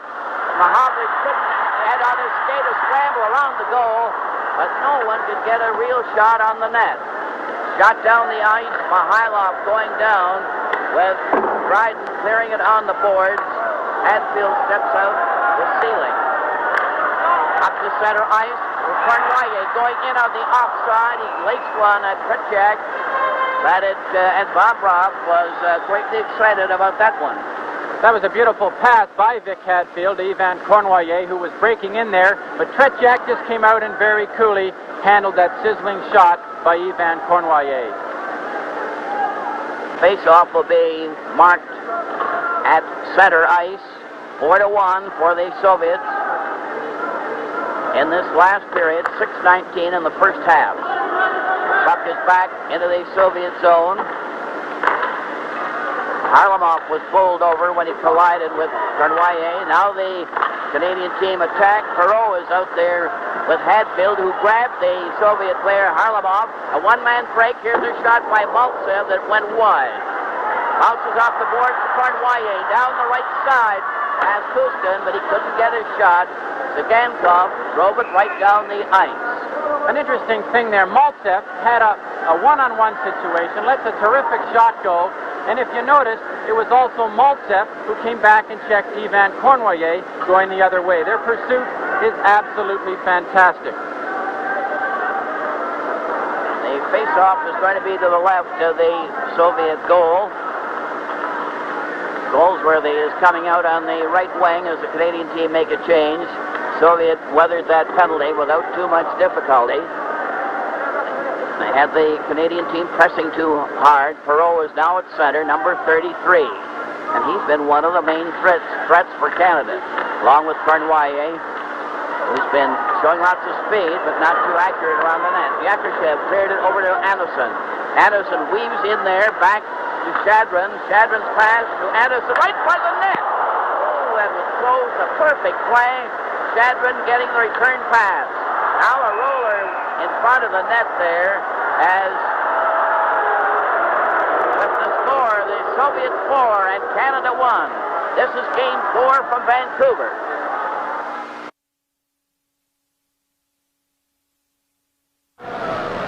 Clark line out for Canada there. Face off in the Canadian zone. Shadron is facing off for the Soviet. Yakushev, 15, is on the rim of the circle. As the puck is dropped, this is the strongest effort of the Soviet team this game tonight in Vancouver. Over on the right wing, Pat Stape was given quite a jolt on the boards. Anderson races after a loose puck. Bill White lobs it back, and it's a return rush. Clark with Henderson and Ellis closing in. Ellis right in! Oh, another save there by Tretiak when Ellis was right in on top of him. Puck is shot down the ice. This is the kind of goalkeeping that keeps you on the go. That was definitely Team Canada's best offensive chance. A perfect 3-on-2 break. Ronnie Ellis cutting in there sharply from his right wing. He got a good shot. The deflection almost went in the net, but not quite. As they come up the ice now, they set up perfectly on a 3-on-2. Now Ellis is in there. A good save. From the face-off, the puck goes to the far wing. Stapleton couldn't get there in time. Kuskin cleared it off his own teammate down the ice to Bill White. Blinoff is trying to check him. Clearing passes. Blinoff grabbed that one off the board. Going pass on the wing back to Blinoff. And Petrov touched it but couldn't control the puck. They have the passing making the Canadian team a bit dizzy at times. Henderson couldn't get past center. Blinoff was checked from behind. Henderson turning with Clark and Ellis. And a long shot from center ice by Henderson. Tretiak made sure there was no dropping of the puck. Canada doesn't seem to be able to get any offensive flow. The pursuit by the Russians is so intense that when the Canadians do get the puck, they don't seem to have the ability to get all going in the same direction with some flow and some unity. 4:15 remaining in the first 10 minutes of the third period. The Soviets having a commanding lead, 4-1, and it's not just the score, it's the way they're doing it. Puck is off the boards. Esposito got it back to Dennis Hull, who's trying his sharpshooting there, but it was way high and hit the glass. Just a reminder to the hockey fans at home viewing these games, you can participate in voting for the most valuable player on Team Canada by sending the name of your choice to Box 5050 in Toronto, Montreal, or Vancouver. Puck is at the Soviet line. They're still in possession. Harlamov, 17. Their big star going down the right wing. Flipped it in front there. Vikolov couldn't control it as he was smothered. Goldsworthy going back to his own net. Pass to Park.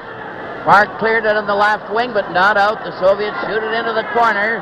Bergman drives it around on the boards. Goldsworthy clears it. Esposito racing after it. Picks it it up. Goes in a pass right in front. And Bergman deflected up, and Tretiak made a beautiful save on a great rush by Canada. That one really was brilliant all round. Another try. A long pass. Goes where they couldn't get up in time. Vikulak passes over. Here's Maltsev breaking right in on Park. He went right in and fired one off Dryden's pass. He went right past Park there. Now another Esposito shooting. Scores with his long shot. Esposito. Bill Goldsworthy fortunately came in behind to make sure. A good play. Now he drops it back to Esposito in the slot, and a terrific high-rising shot by Esposito hits the crossbar. Goldsworthy comes in and buries it for the second time. He drops it in the slot here, and Esposito rips a shot off the top of the crossbar, and Bill Goldsworthy follows the puck up and buries it. Team Canada's goal, scored by number 7, Phil Esposito. Esposito gets credit on the goal. Assisted by number 2, Gary Bergman. Bergman and number assist. 5, Brad Park. At 6 minutes, 54 seconds. 6:54, Esposito from Bergman and Park. And it's 4-2 for the USSR. Frank Mahovlich on the move is watched on the play by Vladiev. It's shot out to center ice. Goes over into the Canadian zone. Shot right back. Yakushev was way offside, so they cleared it all the way back to their own blue line. Vasiliev passes at center. Went astray. Mahovlich shot one in over the line, and it's called for icing. It'll be brought back for a face-off in the Canadian zone. On that goal, obviously, Phil Esposito's shot must have gone right up under the roof of the net and dropped back down, because it did look like Bill Goldsworthy definitely shot it back into the net, but it obviously had been in the first time. It was a perfect shot by Esposito, who's deadly around the nets. 6:54 was the time of the goal from Bergman and Park. And it's now 4-2 for the Soviets. Petrov is going to face off for the Soviets. He knocked it wide of the Canadian goal. Sealing goes after it. He's chased back behind the net. Blinov failed to stop him. It's scooped out over the line. Mihailov to Kustin, intercepted. Here's Cornwallier coming in on the right side, right in on goal. And he shot and missed it. Now another try. Gets right in front of the net. He fought hard. Mahovlich shoots, and he missed. And the Canadian team really showed some real spark there. Mihailov down the left wing is covered on the play by Sealing. It rolls over on the far side. Perot chased into the side. Mahovlich trying to dig it out. Petrov played it off the boards to center ice. Sealing covers up. Sealing 16 at center, shoots it in. Wide of the target. Cornwallier after it. Drives it back to the net. Mahovlich trapped it on the right boards, took his shot, hit a skate. Another try by Perot, sent it right across the goal mouth. Mahovlich from the corner, sent it right front, and Perot took a slash at it, and it went off the side of his stick. Mahovlich gets another try, and Tretiak came up with that screen shot with the puck in his glove with a sensational save. That is definitely Canada's best effort in the game so far as far as putting pressure. Frank Mahovlich made an absolutely beautiful play fighting off the check, but again Tretiak, following the puck right to the very end, gets his glove on it and makes a fantastic save off Frank Mahovlich. Tretiak is giving the goalkeeping that you have to win a championship. Puck goes into the corner, centered, and it goes right down the ice. 59 seconds left in the first half of the third period, divided into two 10-minute periods. Quick pass to center ice. Clark coming up with Ellison. Henderson couldn't get through that Soviet defense. Slides all the way back to Bill White. Over to Stapleton, to Henderson, covered by Vikulak. Now Ellis intercepts one going in. Here's a shot deflected high into the crowd as Raglan was watching him very closely along with Maltsev.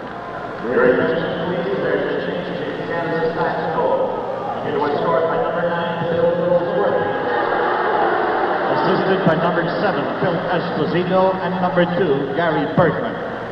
Une correction sur le but de l'équipe du Canada. Il a été compté pour le numéro 9, Bill Goldsworthy, avec l'aide du numéro 7, Phil Esposito, et le numéro 2, Gary Bergman. It's a correction there. Goldsworthy is given credit as he touched the puck apparently after the shot had hit the crossbar. Esposito thought it had gone in on the first drive, but Goldsworthy given it, Esposito and Bergman the assist. Still 4-2 for the USSR. Puck is taken by Clark, cleared over onto the wing by Henderson, and the puck was fired there, but not too hard, and Kunciak again comes up with that glove hand, and it just goes out like a snake. Foster, for the winner who does select the best player on Team Canada, he will receive the Labatt's Best on Ice Award, a 1973 Ford Mustang Grande.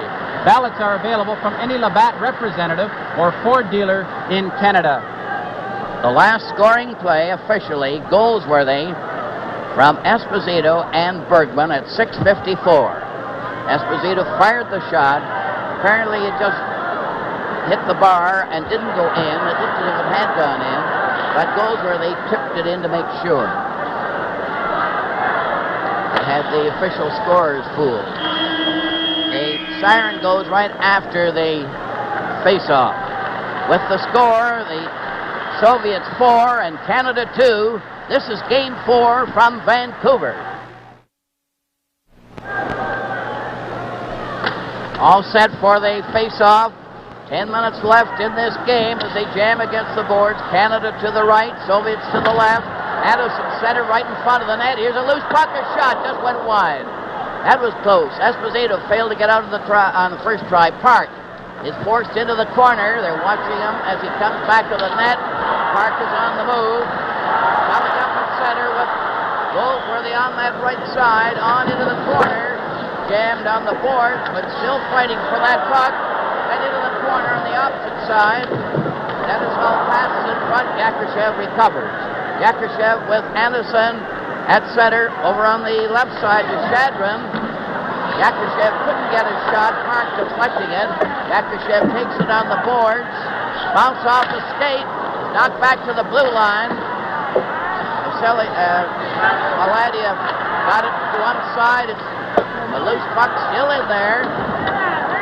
Back of the net. Yakushev set it right in front. Here's an open chance. They score! They found that opening. Shadrin was able to come right in there. Nobody near him. Again, an example of leaving a man clear in front. Look at Shadrin. Good pursuit of the puck. Now Shadrin comes from the right out in front. He misses it, and tremendous concentration to throw that puck in up over Dryden on the second shot. Dryden makes a first good save, but there's no one there to help him.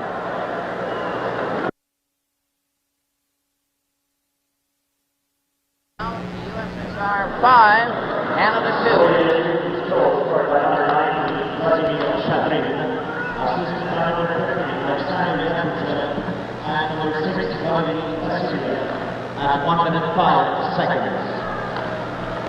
Shadrin from Yakushev and Vasiliev at 1:05 of the third period to give the Soviet a commanding lead and kind of put the Canadian fire out here. Here's Perot trying to come in on that left wing.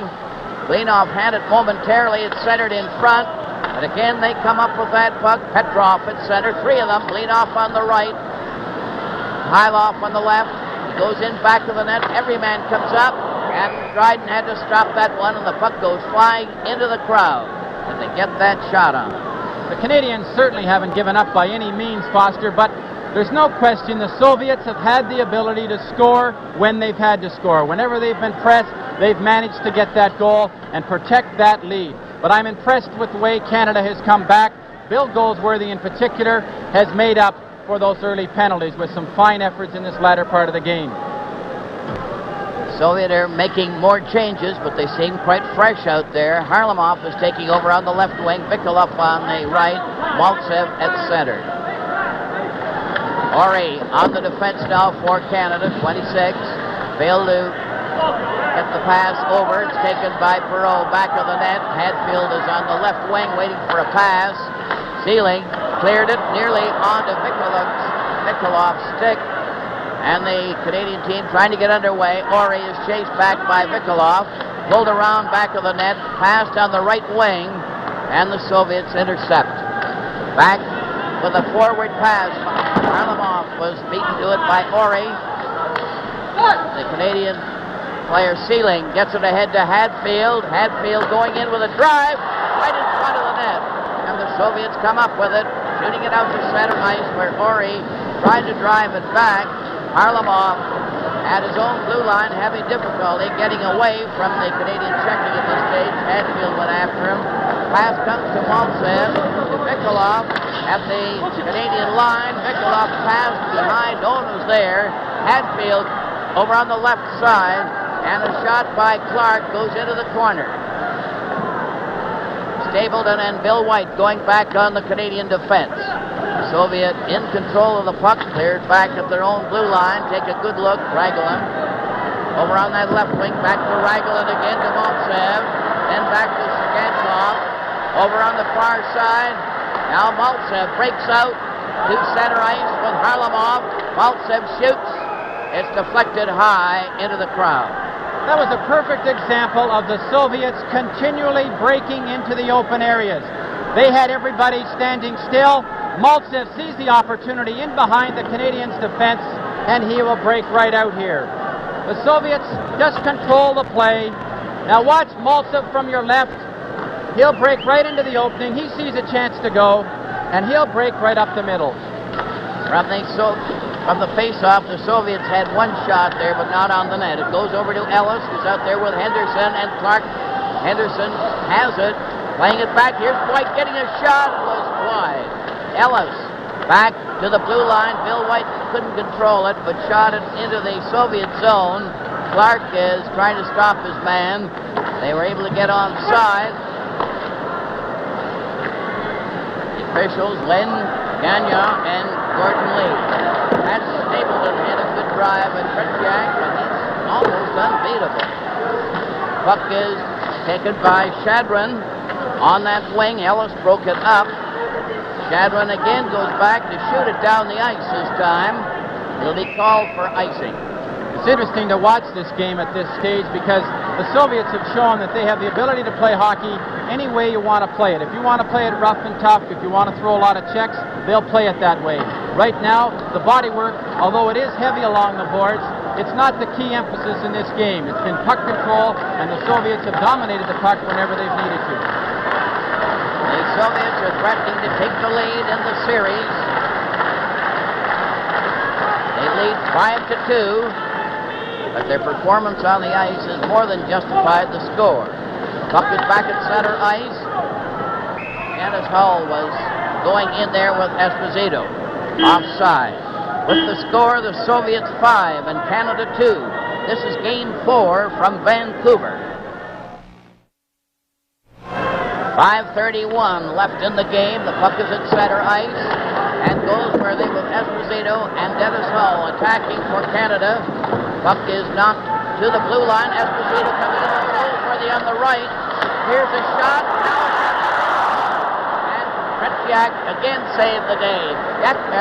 Petrov coming up was knocked down. Dennis Hull returns. Number 10 over the line to Esposito. The shot dribbled right to the goal. Kuskin into the corner for the Soviet. Bergman keeps it in there, and the Canadian defense playing every man up. A quick shot by Dennis Hull, but Tretiak just nursed that one around back of the net, and he wasn't going to drop it because he hadn't made a safe catch. Tretiak has shown a tremendous ability here to concentrate on the puck and follow it very carefully because the puck was scrambling there. Dennis Hull got a quick little flip shot, but Tretiak came up and played it in the top part of his body. Right from the drop of the hat, there has been much doubt about which is the better team in this game tonight in Vancouver. Soviets have been outplaying the Canadian team in every department. A quick pass comes over on the right side. Vikolov couldn't get it. Still left there. Maltsev goes off stride. Frank Mahovlich couldn't recover. Dankov let Perot come back there when he didn't go after the puck. He works in there, right in on goal, and Perot has been sparkling for Canada with some of his moves. He's really tricky. A shot is wide of the Soviet goal. Canada coming in front of the net. Barnoyer tried his luck there. Perot was in front. Rakhmanovich right there too. Puck is shot out to center ice by Sagankov. Mahavlich in again with Perot. Couldn't reach the pass. Raglan takes it back to the net. 4:10 left in the game. Two-man break. Harlamov tried to go in on the defense. Couldn't fool him. He was there with Vikolov, and he failed to get a shot. Canada was sealing, clearing on the right side to Perot. Perot going in on the wing, pass behind him, and the Soviets recover. It's Vikolov to center ice. Over the line with Harlamov trailing. Sealing played it safely to one side. And the Soviets are watching their checks very closely. Clark now passes to Henderson. Going up with his shot. It bounced off Sagankov's arm. And it's out to center ice. 3:28 left in the game. 5-2 for the Soviets. And they seem to have complete control of the game. Harlamov is forced back. Not taking any chances. Finally breaks out at center with a burst of speed. Here's his shot, and it's wide of the target. Bounces off the glass, goes into the corner. Pat Stapleton going back to the net. Falls, trying to get it away, is covered by Anderson. Back to the blue line. Here's a shot. Went wide as Vasiliev had a try. They're coming right in front again, and the pass is deflected to the blue line. Gladiev drove it back to the net. Dryden passed it to Bill White, and the Canadians are having a hard time getting it out. Finally, they shoot it down the ice. Tretiak has to stop it, and that's one of the few times they've had a weak shot on goal. Clearing pass on the right side. Anderson moving up. Yakushev on that far side. The drive was stopped by Bill White, who went down on his knees. Foster, the second half of this series will resume in Moscow, September the 22nd, the 24th, the 26th, and the 28th. Team Canada will go to Stockholm, Sweden first to play 2 games there before moving on to Moscow. And of course, we will bring you all 4 games from the Soviet Union. 2:29 left in the game. Soviets still in command, leading 5-2. Petrov is up there for the face-off with Esposito. Dennis Hull on the left wing, number 10. It's Mikhailov who really set the pace in the early part of the game for the Soviets. But he got 2 deflected goals, and both on penalties. That just seemed to kill the Canadians right at that spot. They've given everything they have, but it seemed to unnerve them. Esposito turning with Bergman. Bergman plays it ahead over to Dennis Hull, who couldn't get anywhere on the try. Goldsworthy had passed to him. Now Esposito at 7 to Goldsworthy. Went behind him. Luzhniki playing it to Blinov, who missed a board check by Goldsworthy. Goldsworthy is really stirring things up when he can. Puck slides out at center ice. Bergman to Dennis Hull. Dennis Hull turning, then gets a long shot. Tretiak stopped it with ease. Esposito keeps it in. 1:42 left in the game. 5-2 for the Soviets. Bergman at center ice. Now they're going back in their own zone. Hart had cleared it out at center. Klinov just cleared it into the Soviet zone. Luzhniki going back to the net. Intercepted by Dennis Hull, who just passed without looking. Mikhailov, 13 for the Soviets. Rags that puck, gets it out over the line, then Esposito stole it, getting his shot away. Tretiak stopped that. Dennis Hull tried to dig it out from the corner. Petrov for the USSR failed on his try. Dennis Hull with 1 minute left in the game. Goldsworthy on the far wing, trying to center it out. Recovered by Kuzkin. Kuzkin, here's up to Mikhailov, a breakaway. And Bergman gets back to cover as Mikhailov had a breakaway on the play. Dryden is out of the net. They're trying to get that puck, but the Soviets recover, and they've been recovering that puck in the corner all night. It hit Mikhailov from the back when Petrov let it go. Vikolov centered right in front. Recovered by Canada. Esposito with 27 seconds at center ice. Over on the left wing, Dennis Hull right in on goal. Dennis Hull A good, quick shot by Dennis Hall. He caught the goalie. Phil Esposito gives him a perfect pass, holds the two defensemen to the middle, lays it into Hall. Now watch this shot. He gets Tretiak backing up into the net and throws it right up top. Good shot by Dennis Hall. 8:38 is the time. Dennis Hall. Assisted by number 7, Phil Esposito, and number 9, Bill Goldsworthy, at 9 minutes 38 seconds. Goldsworthy also got the assist. Dennis Hull from Esposito and Goldsworthy to make it 5-3 and make the score appear more respectable. There's the siren as it goes to end the game, and the USSR have defeated Canada in the rubber game 5-3. It was a tremendous effort by the Soviets, and that goal at the end didn't have really any bearing other than it made it look a little better. With the final score, the Soviets 5 and Canada 3. This is Game 4 from Vancouver.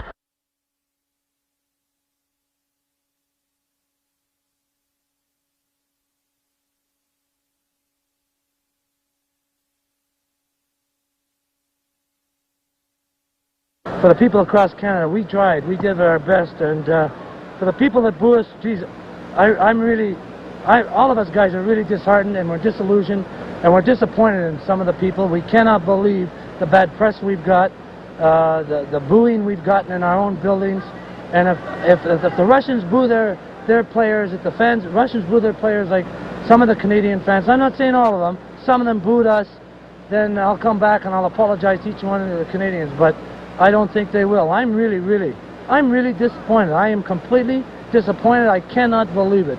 Some of our guys are really down in the dumps. We know we're trying. What the hell? I mean, we're doing the best we can, and they got a good team. And let's face facts. But it doesn't mean that we're not giving it our 150%, because we certainly are.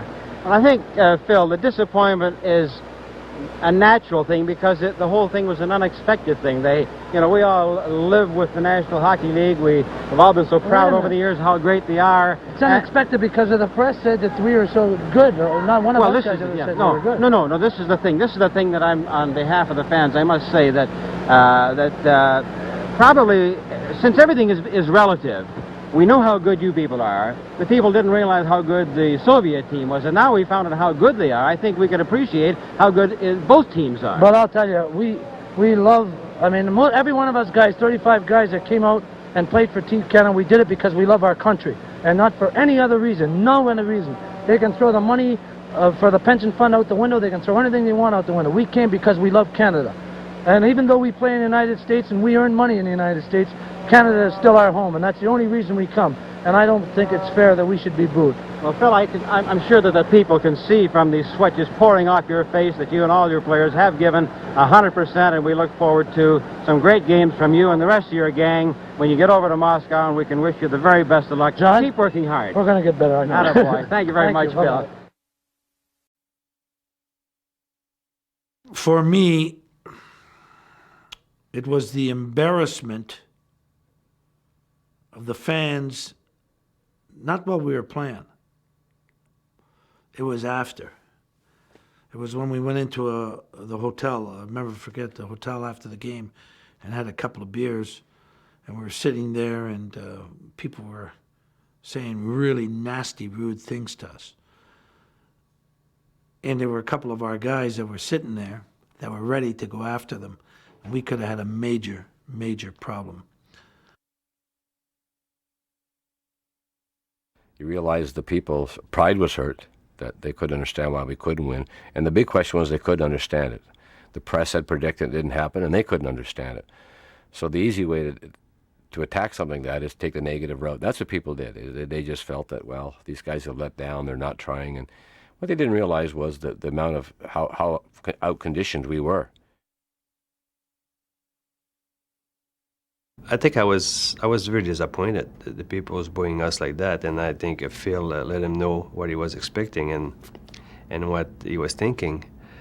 I think we were feeling all the same, but I was one side I was glad to go away.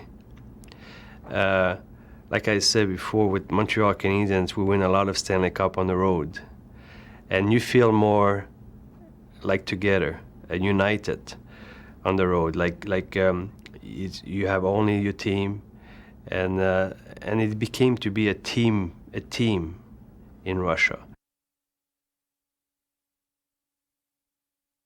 I was sort of embarrassed, to go to breakfast at the hotel the next. I was sort of embarrassed for the fans, that we hadn't done what we were supposed to do, and this was our home rink, and now we had to go to their rink, and I thought, oh my God, what's going to happen over there? In some ways, maybe we deserved to be booed. We took some bad penalties. They scored a couple of goals right off the bat, and which loosened them up and tightened us up.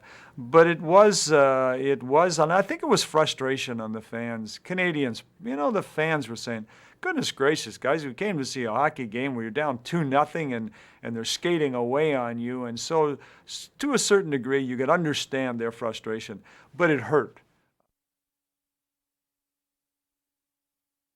After the Vancouver game, when Phil spoke out on TV, all of a sudden we started to realize Wayne Cashman's not playing for the Boston Bruins, he's playing for Canada. He's a Canadian playing for the country. Then all of a sudden, things started to change. And all of a sudden there was a real closeness of unity, and I think that came out of that speech in Vancouver, because we had to do it ourselves now. And these players who competed so hard against each other on their respective teams are now on one team, which was Team Canada. I think other than Orr, who didn't play, Esposito was the best player in the National Hockey League at that time, and he was a very emotional man, and we got behind in the series, and he reached inside himself and I think drew on every resource he had, physically and mentally, and brought that team together and probably played the best hockey that he could possibly play. You were sitting in the dressing room, and as I said, that's when Phil had enough, and he was kind of our vociferous leader, as you know, Phil can be, but somebody had to do it, and Phil wasn't afraid to. He just stood up and went and vented his spleen outside the dressing room, and because we were just down. I mean, we were lower than that stuff that lays in the bottom of the ocean. They were just it felt like the heart was getting sucked out of us. We got to Sweden, got in condition, became a team, a real team. It's where the bonding took place, in my view. I mean, certainly we were a team when we were here, but we go over to Sweden, and if you remember in those days, Canadian hockey players did not have the best reputation with the Swedish people portrayed. But again, I think that maybe played off well, because it's again we against them, and so the only friends we have are the people in that dressing room, and so I think the combination of what happened as the frustration of the Canadian public with the frustration level that was building up within the team as things were playing out came together in Sweden, which set the stage for the ultimate victory in Russia. We did leave Sweden on an upbeat. We did. We hadn't played that fifth game yet, but we did leave it on an upbeat. There was no question in my mind. It was kind of a downer for a while with these two games against them and the bad press, and the incident with Cashman really shook us up big time. He actually shoved his stick down Wayne's throat and cut his tongue in half, and it shook us up pretty good. It's just something you wouldn't get away with in the NHL. But we got over that, and I reiterate, I mean, we did leave Sweden feeling pretty good about ourselves.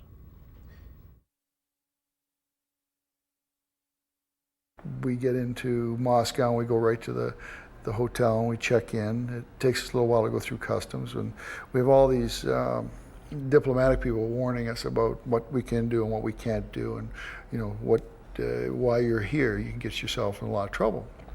Well, great. Not that we're not in any trouble already. This Cold War contest of the bad guy and the good guy, and what is the bad guy doing to us? He's not only doing it to us on the ice, he's doing it to us off the ice. And where do those wires in the ceiling, where are they going, and what are they used for? And what about the phone that goes off, in the night? Who's doing it and why? And so, we were very unsophisticated, very unready for that, as all North Americans. This isn't just 25 or 27-year-old hockey players. It scared the hell out of me that I would have killed them to win. That scared me, because I never had that feeling before. I've never had it since. I don't want it ever again. I don't want that feeling. I hope I never have to have that feeling again. And luckily, I'm getting older, that I probably will never have to have that feeling again.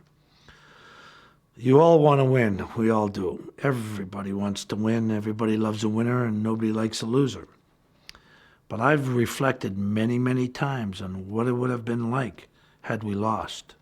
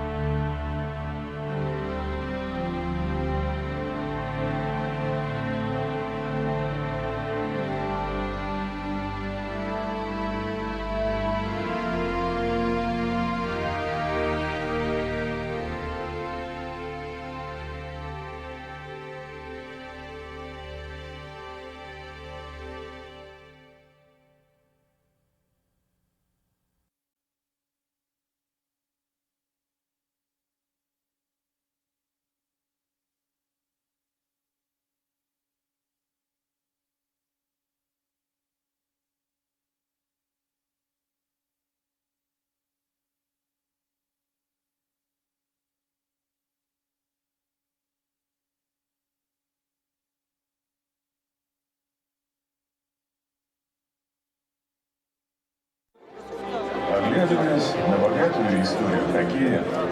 Porteur d'une riche tradition. With our hockey history so rich. И зная, что у этой игры прекрасное будущее, Dans un sport que l'avenir transforme, And the future of the game evolving. мы возвращаемся на арену, nous voici de retour à l'endroit même. We return to the arena, где все началось 30 лет тому назад. Où tout a commencé, voilà 30 ans. where it all began 30 years ago. Ladies and gentlemen, mesdames et messieurs, dames et господа, welcome to the Team Canada Luncheon, and welcome to the Luzhniki Sports Palace, home to some of the most exciting hockey ever played. His Excellency Vladimir Putin, President of the Russian Federation, and the Right Honourable Jean Chrétien, Prime Minister of Canada. We are honored to have with us today some of the hockey legends from the now famous 1972 series. Representing Canada, représentant le Canada, Canada au Prince de Blood, Yvan Cournoyer, Serge Savard, Rod Seelig, and Senator Frank Mahovlich. Representing Russia, représentant la Russie, Россию, Prince de Blood, Alexander Maltsev, Boris Mikhailov, Alexander Pavlovich Agulin, Vladimir Shadov.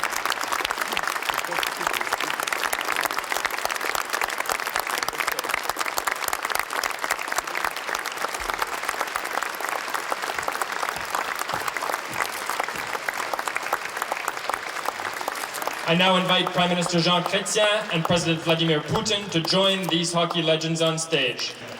In the spirit of the hockey traditions between our two countries, I now invite our leaders to exchange the sweaters of our 2002 Olympic hockey teams.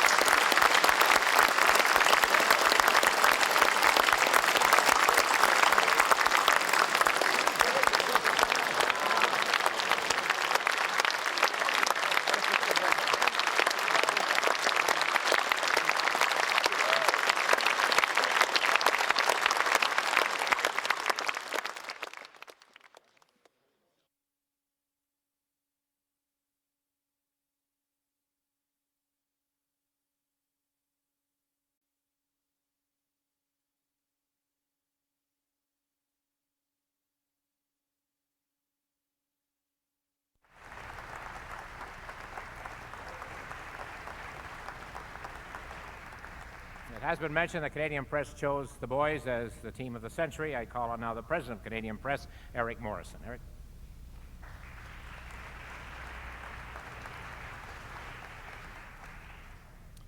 Thanks, Dick. Good morning.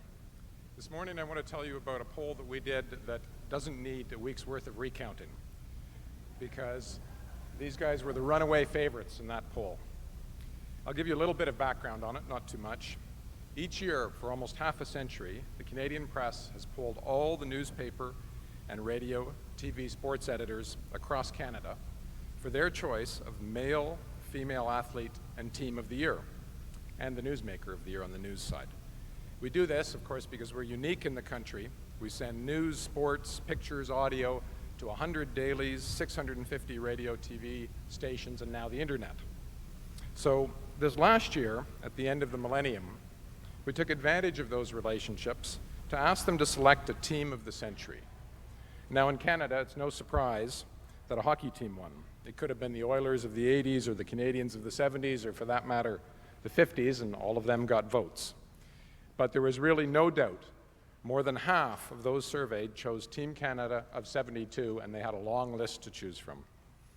So I guess that's not a surprise either, because as CP's sports editor at the time wrote, in a story that was featured across Canada, for Canadians of a certain age, that final game remains a burning memory.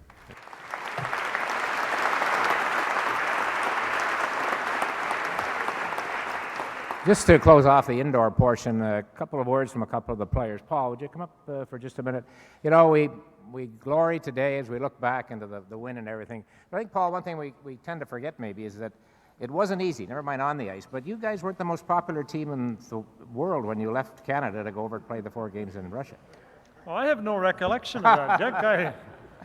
No, it was a little disconcerting, and I think Phil, one of the greatest speeches I've ever heard, really put it on the line. And I think that was the thing that woke the Canadian people up, that, hey, these guys really are trying, and they're at, we have a monumental opponent here. And it was the Canadian people that got behind us, and in particular, the 3,000 people that went with us to Russia. When we lost that first game in Russia and came off the ice to a standing ovation, I mean, the hair in the back of your neck went up. And so today, I thank every one of the Canadians that sent us telegrams, and especially those that were in Russia to support us. When you went over there, did you think what was going to happen would change your life? No, I was just along for the ride. I was just, I was having the time of my life. I guess that obviously I would probably been an underdog to make the team, but in life they say, get around people that are better than you are, and you will learn a lot of things and probably elevate your game, and that certainly happened. And picked up a few garbage goals here that other guys did a lot of work on, and have been riding that for 28 years. I've never heard it called garbage. Thank you, Paul.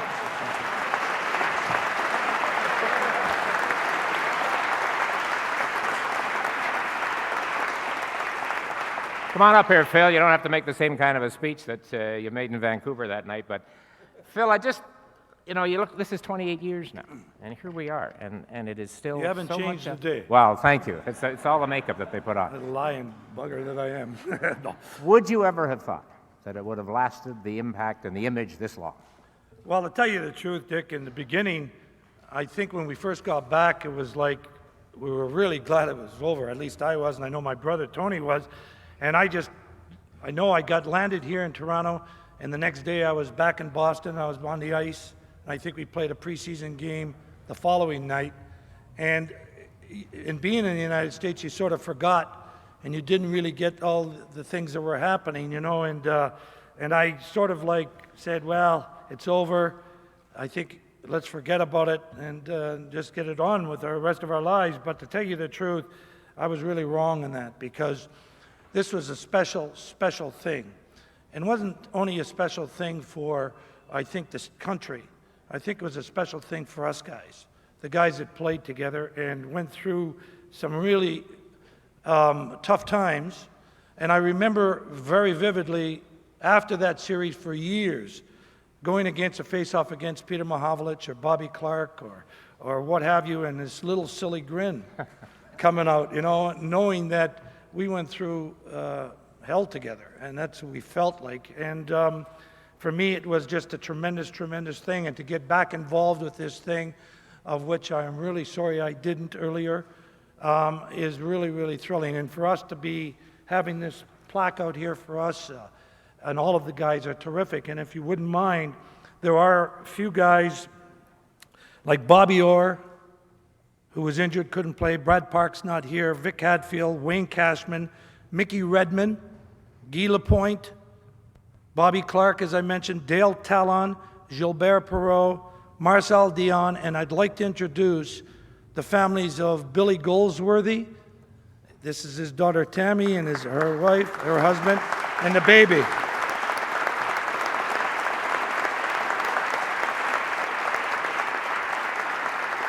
And the other family, Gary Bergman, who Bergie was maybe the most well-liked guy of all the guys on the team.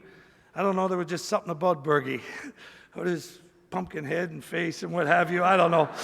There was just something about him. He looked like Elmer Fudd, but he was only 28 years old. It was unbelievable. But his family is also here, and please forgive me. I remember Gary. Gary, would you stand up, please, and introduce your brother and your sister? Just yell it out, please. Stand up. Brandy and Blake. Brandy and Blake. My father was a lifetime hockey coach in the National Hockey League, and he always used to say that it is tougher to coach a good team / great team that is to coach a so-so team. But when you get together a team that is made up totally of stars, it has to be one heck of a difficult job to keep things on track. And even more so with what Team Canada and everybody associated with it had to put up with during 1972, especially when they got overseas to Moscow. One guy pulled it all together, and it resulted in the victory, and he deserves all the credit that he has always received. He is a member of the Hockey Hall of Fame. Ladies and gentlemen, the head coach of Team Canada 72, Harry Sinden.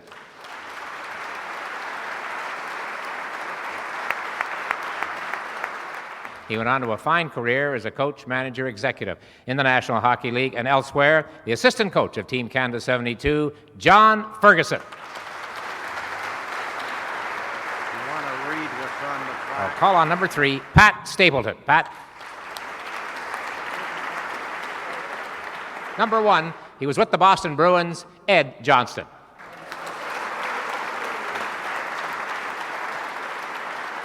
He played in all 8 games of the 1972 series. He was a Toronto Maple Leaf through and through, Ron Ellis.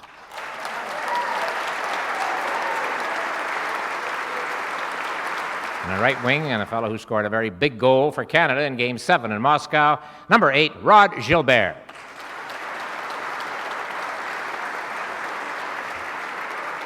From the Chicago Blackhawks, Dennis Hall.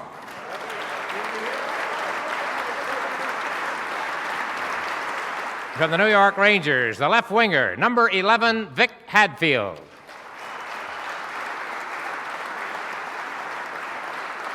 The famous picture of Yvan Cournoyer and Paul Henderson together when the goal went in will live in our memories forever. Number 12, from the Montreal Canadiens, Yvan Cournoyer.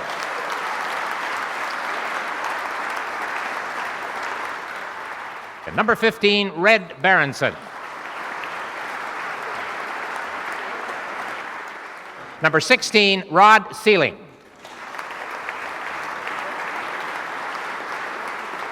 A terrific hockey player with the Blackhawks and, of course, with Team Canada 72, Bill White, number 17.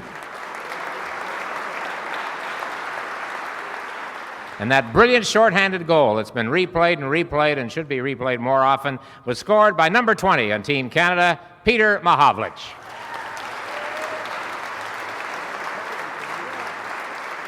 Jean-Paul Parisi.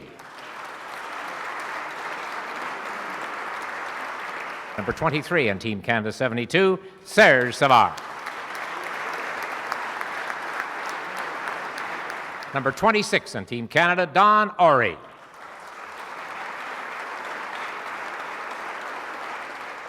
And number 29, who else? Ken Dryden. Number 35, Hall of Famer Tony Esposito. Number 36, Richard Martin. Number 37, Jocelyn Gavramont.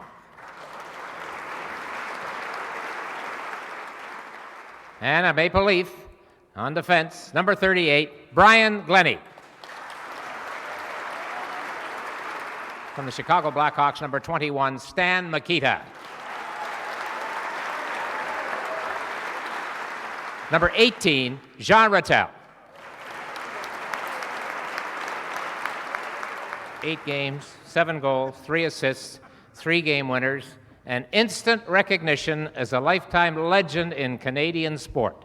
Number 19, Paul Henderson. The team captain of Team Canada 72, number 7, Phil Esposito.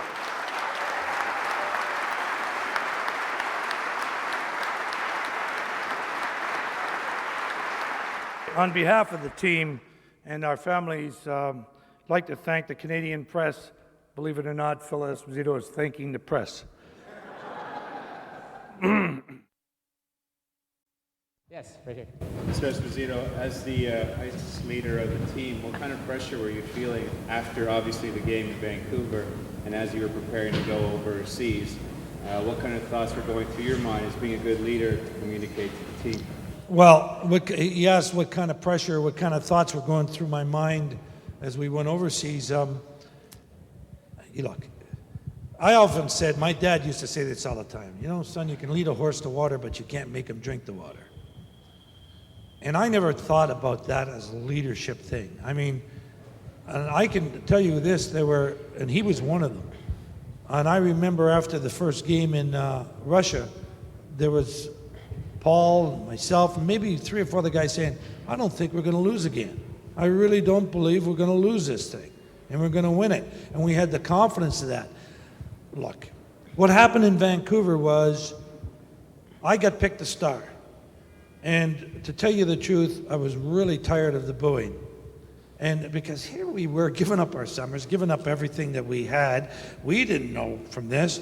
And I remember saying to Paul as I'm going out, I said, I'm going to give somebody a piece of my mind today. And I really never knew what I said until 1982 was when we had our first reunion in 10 years. When I came up and I saw the tape and I went, and I got a little embarrassed by it. And I still do when I watch it. Because if you think about it, I think I repeated, I really believe, I sound like Elmer Fudd for crying out loud. He was the undisputed leader on the team, on and off the ice. And I would say to you today, the finest period of hockey ever played by a hockey player was the third period of the last game in Moscow. This man scored the first goal and he set up the other two. I think it was the finest period of hockey ever played. And you see, that's what leadership is all about. Leadership goes out, yeah, you can talk it, but you make it happen. He made it happen.